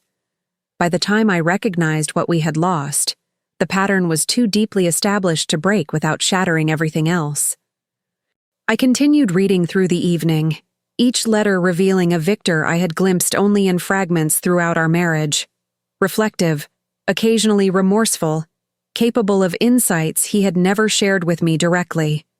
The letters chronicled the gradual corruption of a young man who had inherited not just a business, but a system of fraud and manipulation, who had initially questioned, then ultimately embraced his father's methods. They detailed his awareness of my discovery of the Meridian documents and his shock when I said nothing, either to him or to authorities. "Your silence was the most powerful thing you ever did," he wrote in the 8th letter. "It forced me to see you clearly for perhaps the first time, not as the compliant wife I had shaped, but as a woman making her own complex moral calculations. I watched you in the weeks that followed, waiting for accusations or demands that never came. Instead, you continued managing our home, hosting our events, maintaining the fiction of our partnership while carrying the weight of knowledge that could have destroyed everything. I never asked why you chose silence. Perhaps you feared the consequences of exposure. Perhaps you lacked confidence in your understanding of what you'd found. Or perhaps, and this thought haunts me most, you simply didn't care enough anymore to bother with confrontation. The opposite of love isn't hate, after all. It's indifference." By the time I reached the final letter, written just days before Victor's death, tears streamed down my face. Not for him, but for the decades of silent misunderstanding between us. For the partnership that might have been if either of us had found the courage to speak truth earlier. "My time is measured in days now," Victor wrote in a hand that trembled visibly on the page. "The morphine makes thinking difficult, but I am determined to finish what I started with these letters. I have arranged for you to have power after my death that I never willingly shared with you in life. The house, financial independence, and, most importantly, the documents that expose the true foundation of the Harrington fortune. What you do with that power is entirely your choice. The family will attempt to intimidate you, as they always have.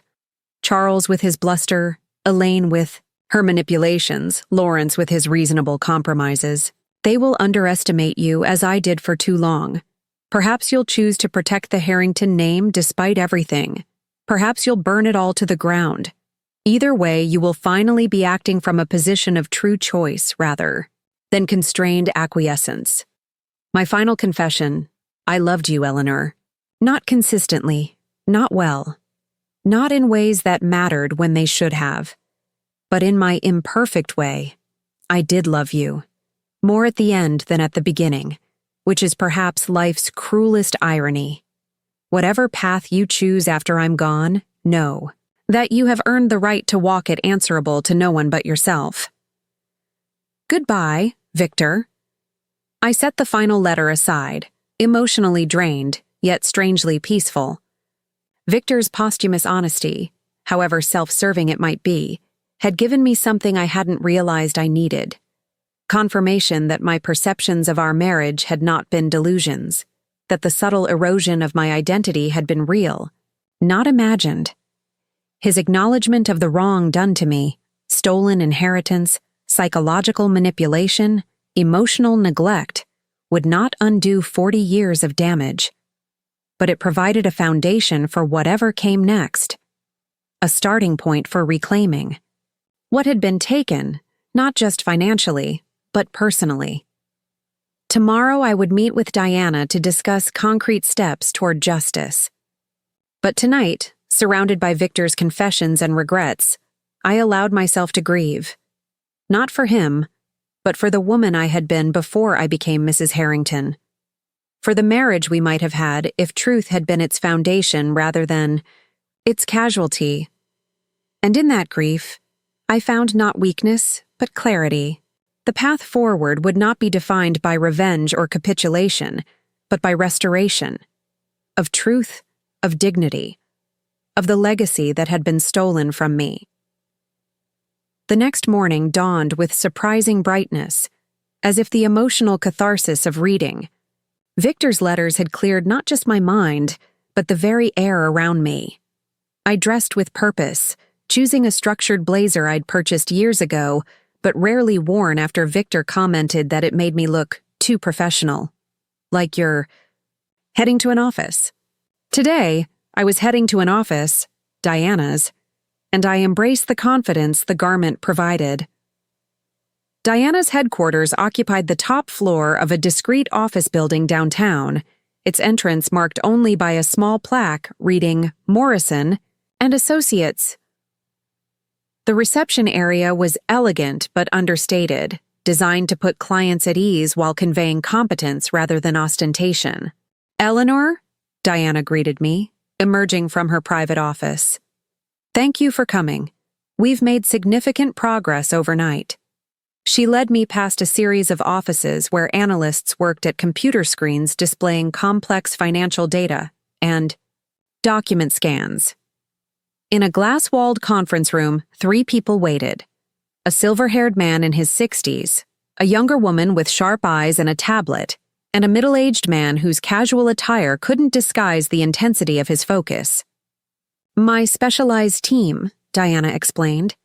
"Martin Chen, forensic accountant, Rebecca Winters, corporate attorney, and James Donovan, digital forensics expert." After brief introductions, we settled around the conference table, and Diana nodded to Martin Chen. "Mrs. Harrington." "Eleanor," he began, his voice carrying the precise cadence of someone accustomed to presenting complex information clearly. "We've completed an initial analysis of the financial documents you provided, cross-referenced, with public records and certain proprietary databases." "What Martin means," Diana interjected with a slight smile, "is that we've accessed information through channels that give us a more complete picture than what's officially available.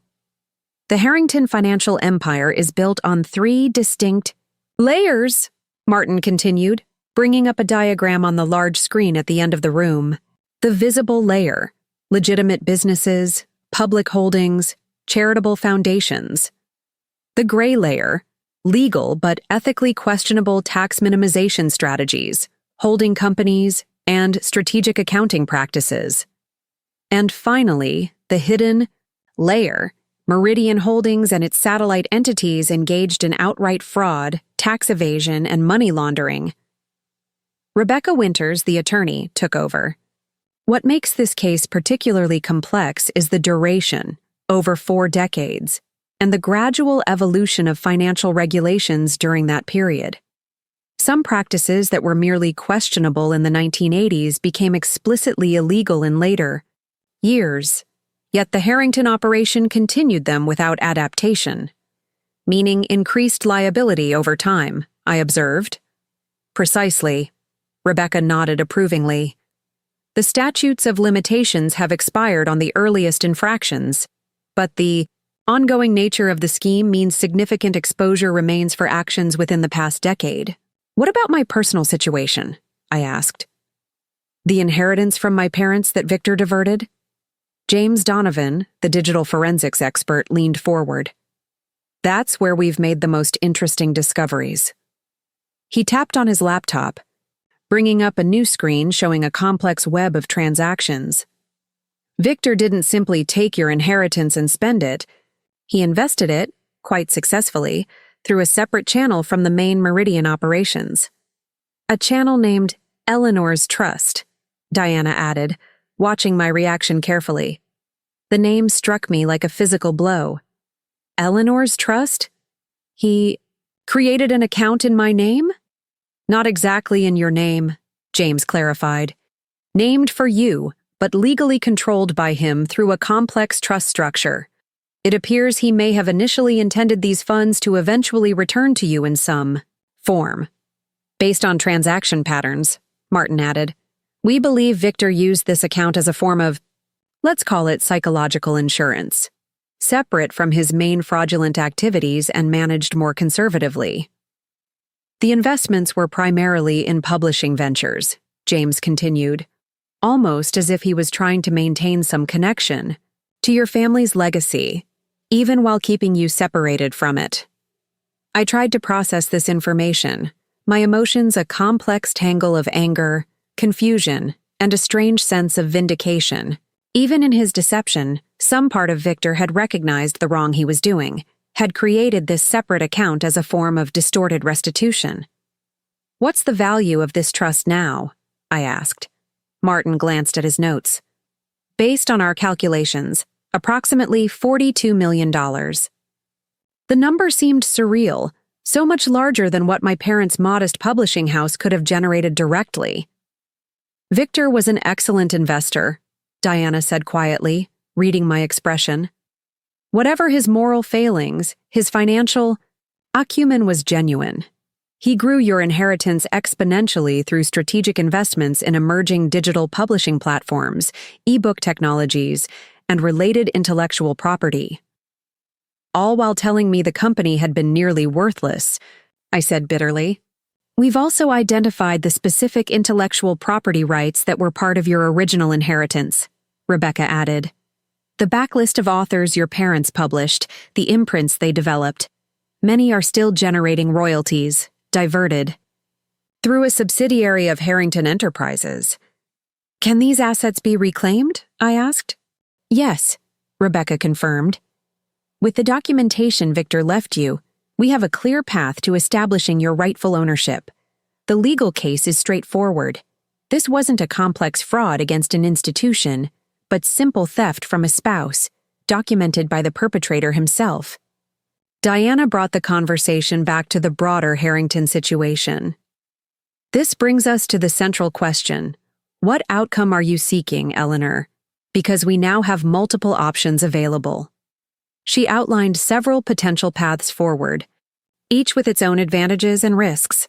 Full legal prosecution, providing evidence to regulatory authorities that would likely lead to criminal charges against Charles, Elaine, and others involved in the Meridian scheme.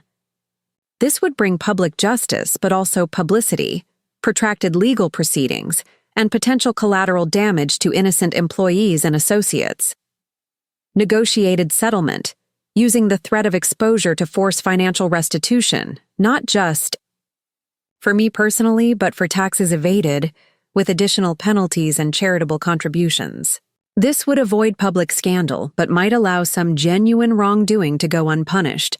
Targeted accountability, a middle path that would expose specific bad actors while protecting the broader Harrington Enterprises and innocent employees. This would require careful navigation of legal and ethical boundaries, personal reclamation, focusing solely on recovering what was rightfully mine, Eleanor's trust, my parents' intellectual property, my rightful share of marital assets, while leaving the broader Harrington fraud for others to address. "There's no perfect solution," Diana concluded. "Each path involves compromise of some kind. The question is, which compromises you can live with?" I sat quietly, absorbing these options, thinking of Victor's letters and his acknowledgement that he was giving me power he had never shared in life. The choice was mine, truly mine, perhaps for the first time in 40 years. "I need time to consider," I said finally. "This isn't just about money or justice in the abstract. It's about reclaiming my life and determining what legacy I want to leave." "Of course," Diana agreed, "but we should move relatively quickly. The Harrington family is already mobilizing their considerable resources to manage this situation." James Donovan looked up from his laptop with a frown. "Speaking of which, our monitoring has picked up some concerning communications. Charles, Harrington has been in contact with a firm that specializes in, let's call it aggressive asset protection." "Meaning?" I asked. "Meaning they help wealthy clients move assets beyond the reach of courts, creditors, or regulators," Rebecca explained. "Usually through foreign trusts and shell companies in non-cooperative jurisdictions. He's preparing to hide assets in case of exposure. Diana translated bluntly. We should implement basic protective measures immediately, regardless of your ultimate decision. With my agreement, the team began outlining immediate actions, securing copies of all documents in multiple locations, filing provisional legal claims to prevent the disposal of key assets, establishing my clear legal claim to Eleanor's trust and the intellectual property rights from my parents' publishing company. One more thing, Diana said as our meeting concluded. Lawrence Kenwood has booked a flight to Zurich departing tomorrow.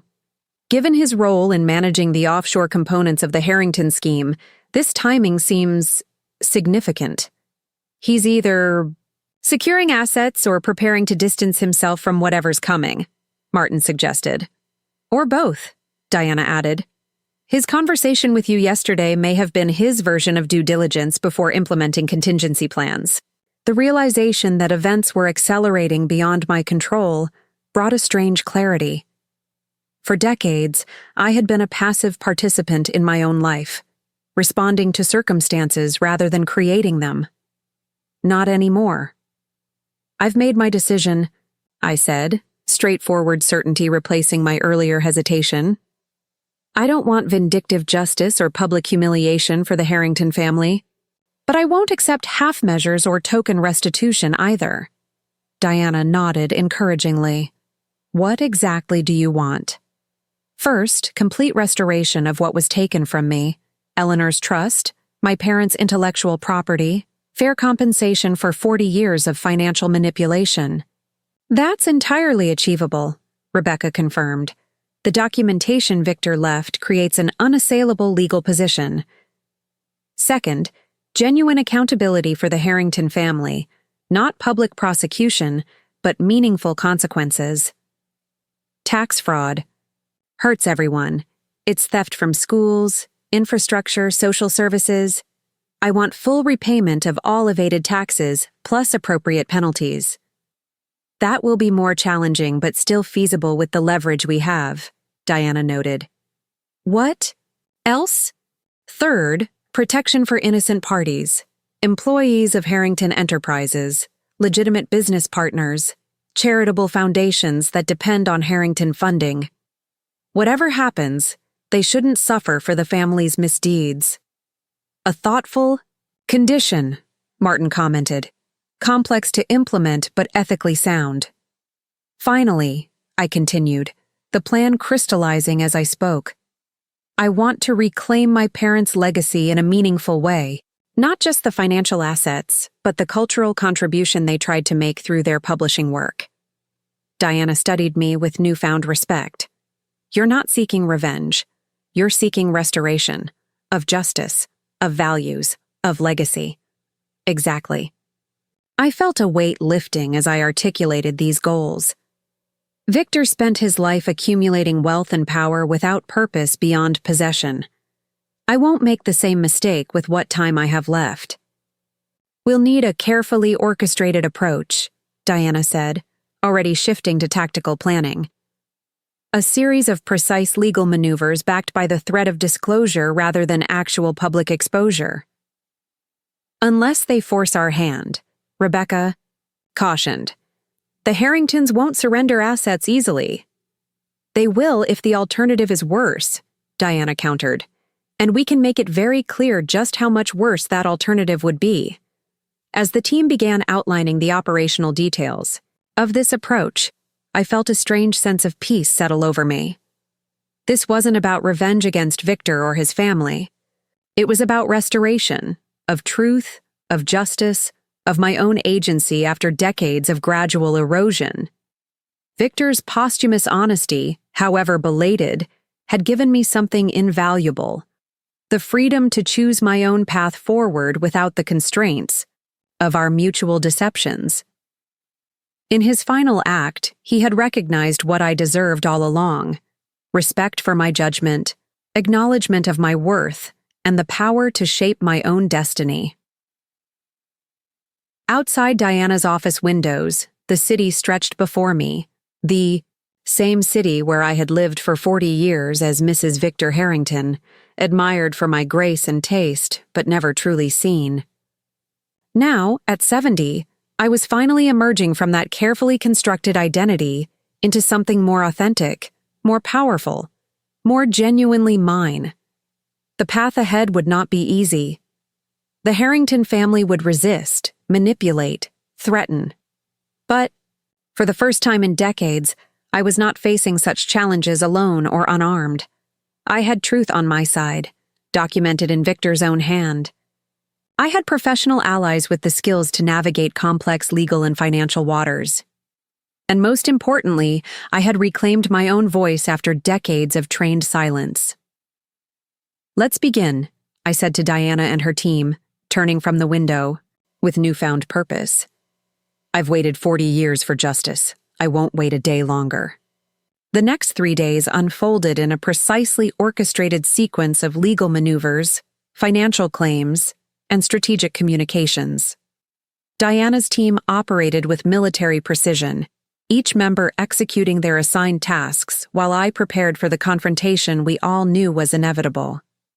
"The initial filings have been submitted," Rebecca reported during our morning briefing at Diana's office. "Legal claims to Eleanor's trust, the intellectual property rights from Bradford Literary Press, and specific assets diverted from your marital property." "Charles's response?" Diana asked, though her tone suggested she already knew. "Immediate," Rebecca confirmed. "His attorneys filed preliminary objections within hours. Standard tactics: questioning jurisdiction, demanding evidence, suggesting mental incompetence." "Mental incompetence?" I repeated, unable to keep the edge from my voice. Rebecca's smile was thin and predatory. "They're suggesting grief has impaired your judgment, that you're being manipulated by unscrupulous advisors. A predictable strategy," Diana assured me.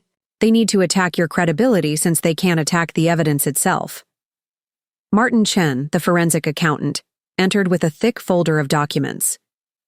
"We've completed the trace on Lawrence Kenwood's Zurich trip.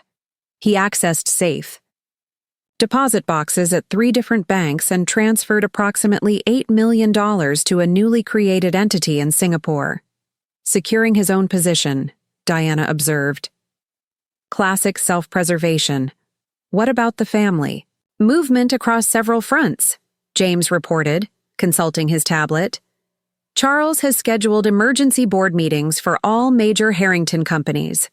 Elaine has been contacting family friends who sit on banking and regulatory boards.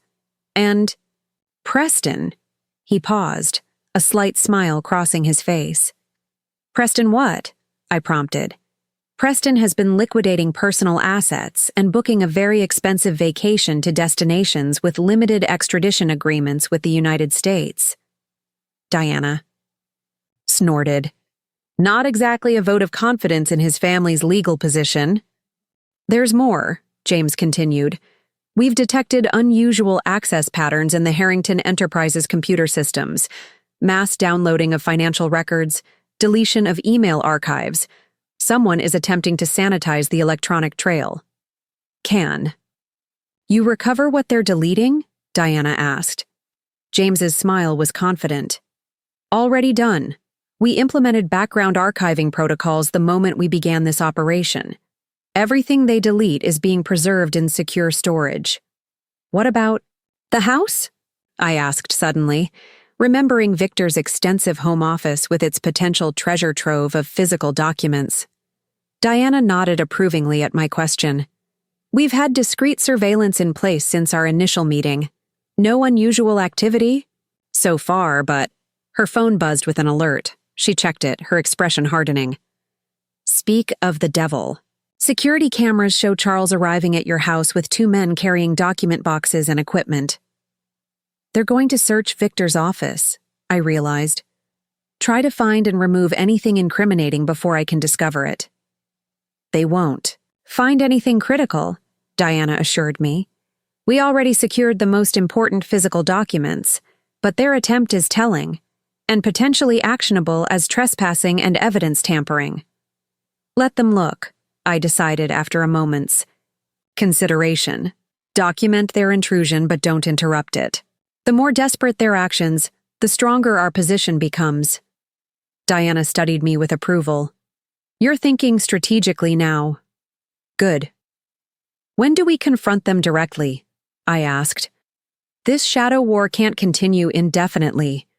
We've prepared for a formal meeting tomorrow, Rebecca explained. My legal team has drafted a comprehensive settlement proposal addressing all your conditions. Either they accept, or we begin escalating to regulatory authorities. The gravity of what we were undertaking settled over me anew. Despite the righteousness of our cause, we were challenging a powerful family accustomed to operating beyond conventional rules. The Harringtons would not surrender their privileges or acknowledge their crimes without a fight. They'll try to intimidate me at this meeting, I observed. Use every psychological advantage they can muster. Almost certainly, Diana agreed, which is why we're holding it on neutral ground with specific security measures in place. I need to prepare myself, I said, rising from the conference table. Review all the documents again. Understand every detail they might challenge. There's something else you should review first, Diana said, handing me a slim folder I hadn't noticed before. This arrived by courier this morning, from Gerald Hoffman's office. Inside was a single sheet of legal paper with Gerald's letterhead and formal signature at the bottom. To Mrs. Eleanor Harrington. It has come to my attention that certain parties may be attempting to challenge the validity of the codicil to Victor Harrington's will on grounds of diminished capacity or undue influence. As Mr. Harrington's attorney of record and the executor of his estate, I am providing this sworn affidavit confirming that at the time he drafted and signed said codicil, Victor Harrington was of completely sound mind and under no external pressure whatsoever. Furthermore, I can attest that Mr. Harrington spent several months reviewing and organizing the documents referenced in the codicil, with full awareness of their contents and implications. He expressed to me, in multiple conversations, his explicit wish that you should have both possession of these documents and complete discretion regarding their use. Should this matter proceed to litigation, I am prepared to testify to these facts under oath. While attorney-client privilege limits what I can disclose about specific conversations with Mr. Harrington, I am authorized by provisions he established to confirm the authenticity and intentionality of his final arrangements regarding both the codicil and the documents in question. I remain available to provide any further clarification necessary. Respectfully, Gerald Hoffman. Esquirel looked up from the letter, genuinely surprised. Gerald is supporting my position? I assumed he would side with the family. Diana's expression was thoughtful. Interesting, isn't it? Hoffman has been the Harrington family attorney for decades. This represents a significant break from that. Loyalty. He and Victor were friends since college, I mused. Perhaps that friendship ultimately outweighed professional considerations. Or perhaps, Diana suggested, he's protecting himself. If he participated in or facilitated any of the fraudulent arrangements over the years, supporting your position now might be his way of negotiating implicit immunity. I considered this less altruistic interpretation. Either way, his affidavit strengthens our hand considerably. Indeed it does, Rebecca confirmed. It effectively neutralizes their primary strategy for challenging the codicil. Without that, they're left with far fewer legal options. As the meeting concluded, Diana walked me to the elevator. Are you ready for tomorrow? She asked quietly, her professional demeanor softening slightly into genuine concern. I've been preparing for this confrontation for 40 years, I replied, surprising myself with the truth of it. Even when I didn't know it was coming. Back at the house, my house, I found evidence of Charles's intrusion exactly as Diana had predicted. Drawers in Victor's study left slightly ajar, the faint scent of unfamiliar cologne lingering in the air. A single cufflink dropped and forgotten near the desk, platinum with a distinctive CH monogram. I picked it up, turning it over in my palm. Charles had always been meticulous about his appearance, investing in bespoke shirts and handcrafted accessories that proclaimed his status to those who recognized such signals. Finding this small token of his vanity abandoned in my home felt symbolically appropriate. A small chink in his carefully maintained armor. I placed the cufflink in a small dish on Victor's desk, a silent acknowledgement of his trespass that I would reference at tomorrow's meeting. Then I began my own methodical preparation, reviewing documents and scenarios until well past midnight. When exhaustion finally drove me to bed, I found myself sleeping in the master bedroom for the first time since Victor's death. Previously, I had retreated to a guest room, unwilling to face the emptiness of the bed we had shared, despite the emotional distance between us. Tonight, I reclaimed this space too, spreading papers across his side of the mattress, using the physical territory he had dominated for decades as my own war room. Morning arrived with the crystalline clarity that follows complete commitment to a course of action. I dressed with deliberate care, not in the conservative attire of Mrs. Victor Harrington, but in a tailored charcoal suit that conveyed authority without ostentation. My mother's pearls at my throat, comfortable shoes that wouldn't leave me physically disadvantaged during what might be a lengthy confrontation. Diana arrived precisely at 9, her team following in separate vehicles to maintain the appearance of normal business at the house. The meeting is set for 11 at the Cartwright Hotel, she confirmed. Neutral ground, private conference room with security we've vetted personally. Who's attending from their side? I asked. Charles and Elaine. Naturally, Lawrence Kenwood, back from his Zurich excursion, their primary attorney, William Duval. And possibly Preston, though his attendance is uncertain. He canceled his exotic vacation plans, but appears to be keeping his distance from the main confrontation. Smart of him, I observed. He's protecting his future options by avoiding direct involvement. Diana's approving glance acknowledged my increasingly strategic thinking. You've come a long way from the woman who first walked into my office. I was always this woman, I corrected her gently. I just forgot for a while. The Cartwright Hotel embodied old-world elegance, its marble lobby and discreet staff catering to the city's elite for over a century. The manager greeted Diana and, me personally, escorting us to a private elevator that bypassed the main floors. The Wellington room has been prepared according to your specifications, he assured Diana.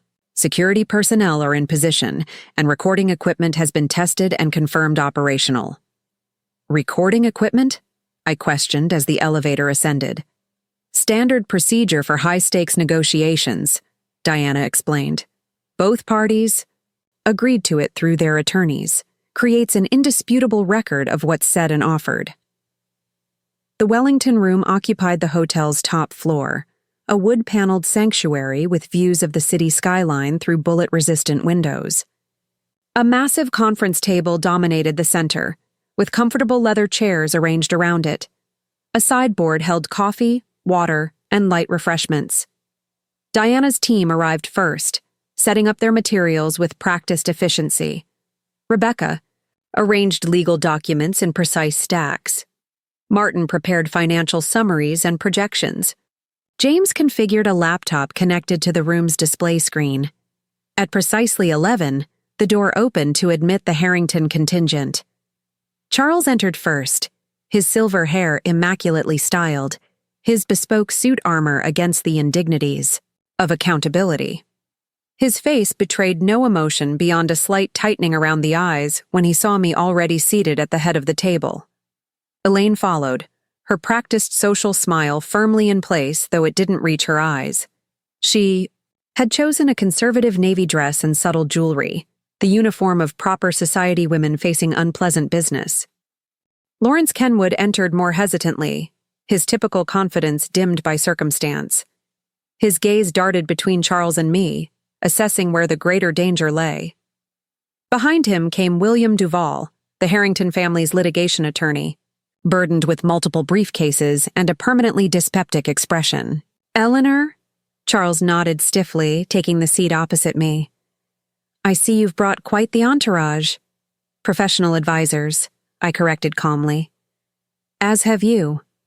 An uncomfortable silence fell as they arranged themselves around the table, The weight of 40 years of power dynamics suddenly shifted. I had always been the one accommodating them, in my home, at their offices, according to their schedules and preferences. Now they sat before me as equals at best, supplicants at worst. "Before we begin," Diana stated clearly, "let me confirm that everyone understands this meeting is being recorded and that all parties have consented to this through their legal representatives."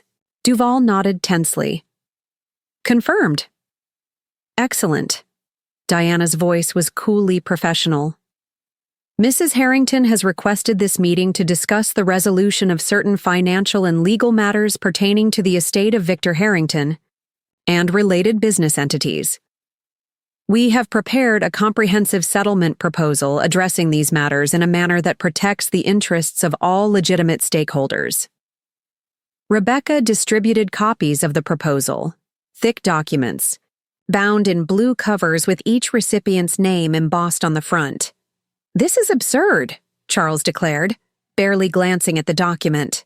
"We're not here to negotiate the dismantling of legitimate family businesses based on misinterpreted documents and baseless accusations."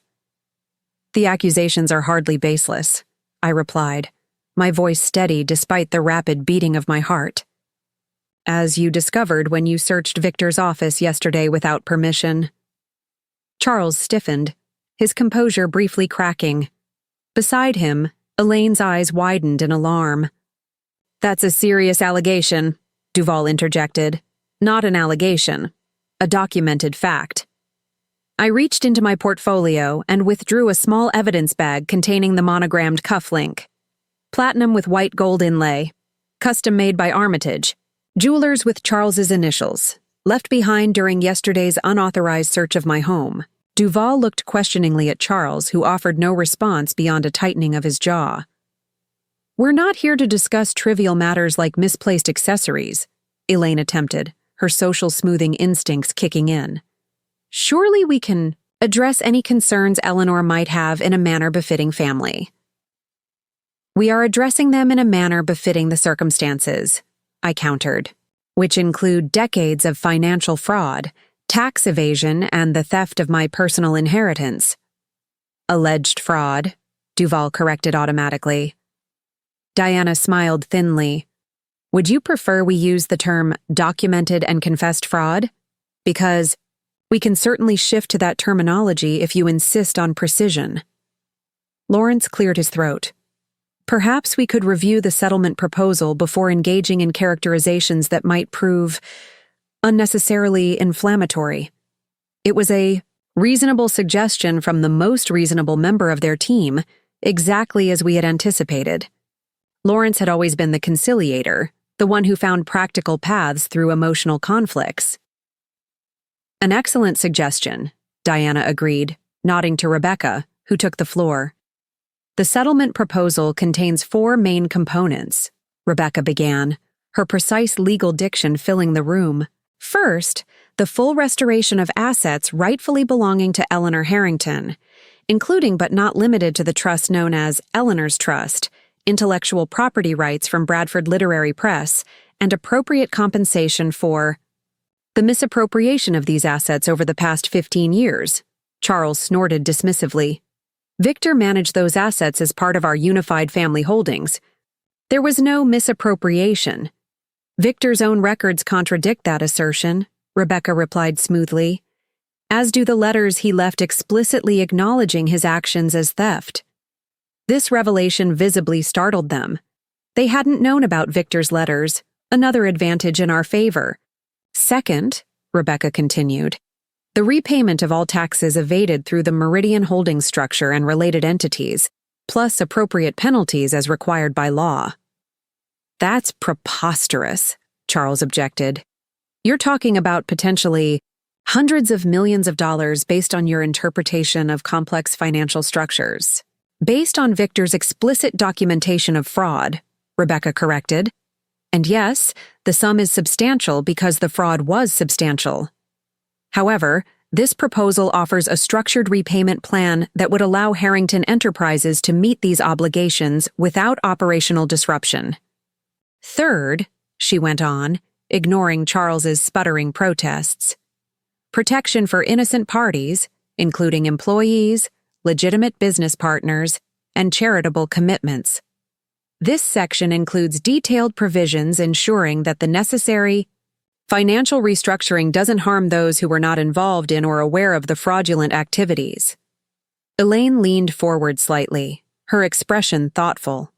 This provision clearly resonated with her more charitable instincts, or at least with her concern for the family's public image. Finally, Rebecca concluded, the establishment of the Bradford Literary Foundation, funded by a portion of the recovered assets, dedicated to supporting independent publishing and emerging writers. This foundation would honor the legacy of Eleanor's parents while creating positive social impact from assets that were originally obtained through improper means. A heavy silence fell as they absorbed the comprehensive nature of our proposal. It wasn't just a financial settlement, it was a complete moral accounting, a restructuring of both assets and legacy. William Duval recovered first, his practiced litigation reflexes kicking in. This proposal is entirely one-sided and based on selective interpretation of documents we haven't been permitted to examine. My clients categorically reject these terms and the implications underlying them. That's your prerogative, Diana replied, calmly. However, rejection of this settlement path will necessarily trigger our alternative approach. Which is? Lawrence asked quietly, though his expression suggested he already knew. Diana turned to James, who activated the room's display screen. A precise timeline appeared, showing key regulatory agencies, filing deadlines, and potential outcomes. Submission of all documentation to the appropriate authorities, Diana explained. The Securities and Exchange Commission regarding securities fraud, the Internal Revenue Service regarding tax evasion, the Department of Justice regarding money laundering, and specific state agencies regarding the misappropriation of Eleanor's inheritance. She paused, allowing the implications to sink in. Based on our analysis and consultation with former officials from these agencies, we anticipate the following outcomes: criminal indictments within 60 days, asset freezes within 30, and complete dissolution of the current Harrington corporate structure within 18 months. This is blackmail, Charles snarled, his composure finally shattering completely. This is accountability, I corrected him, speaking directly for the first time since the presentation began.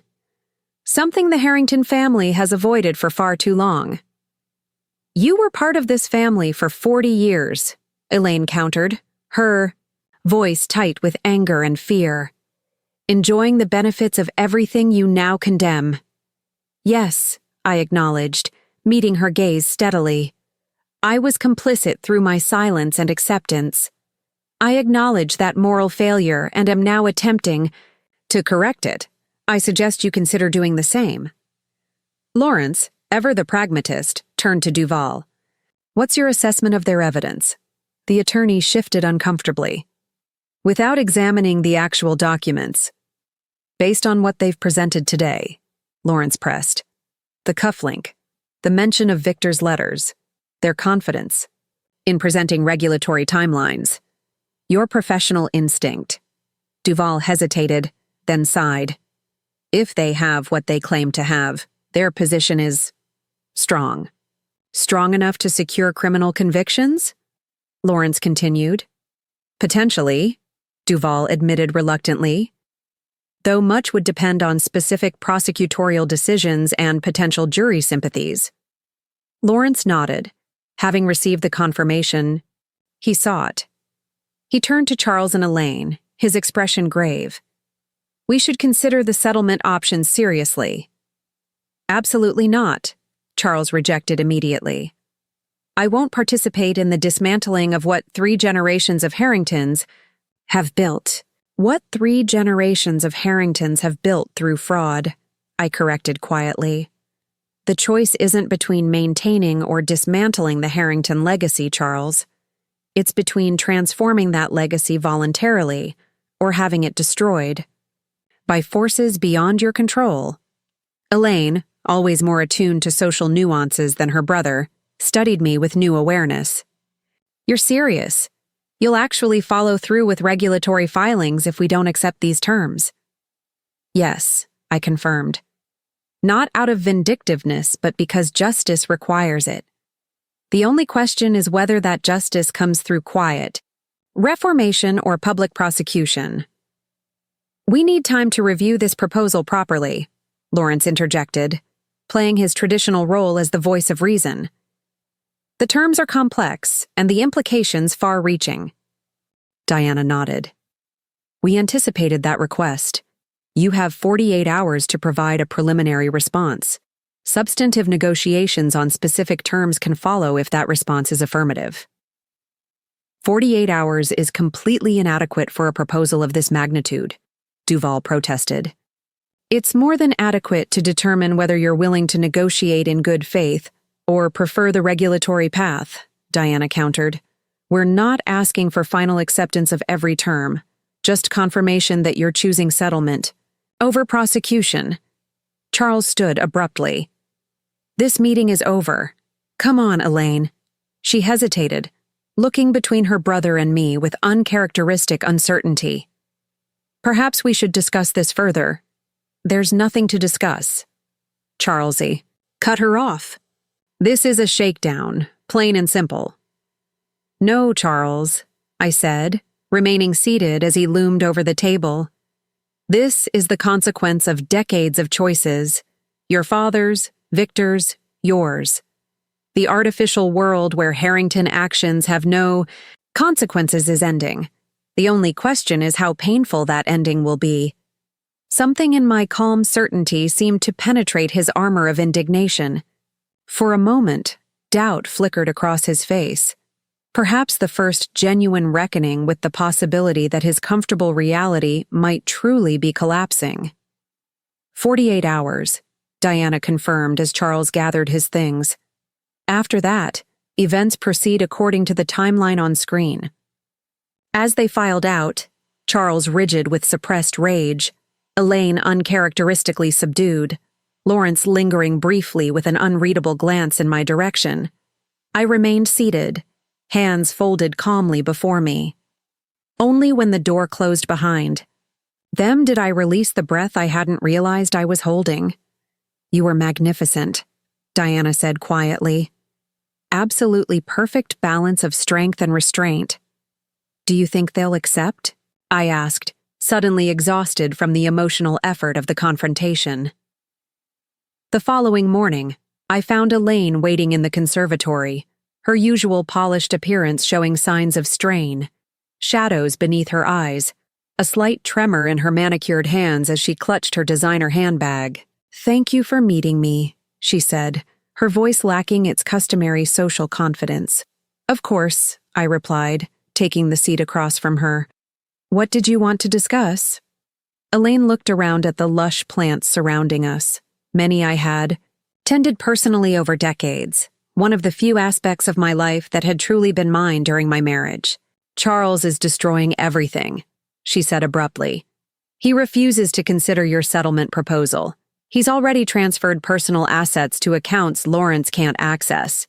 He's willing to burn down the entire Harrington legacy rather than admit wrongdoing. And you disagree with this approach? I'm a pragmatist, Eleanor. Her gaze met mine directly. I have grandchildren, a reputation in the charitable community. I can't afford Charles's scorched earth stubbornness. What are you proposing? A separate peace, she said simply. I'll support your settlement terms. Regarding the tax issues, the restitution of your inheritance, and the protection of employees and charitable commitments.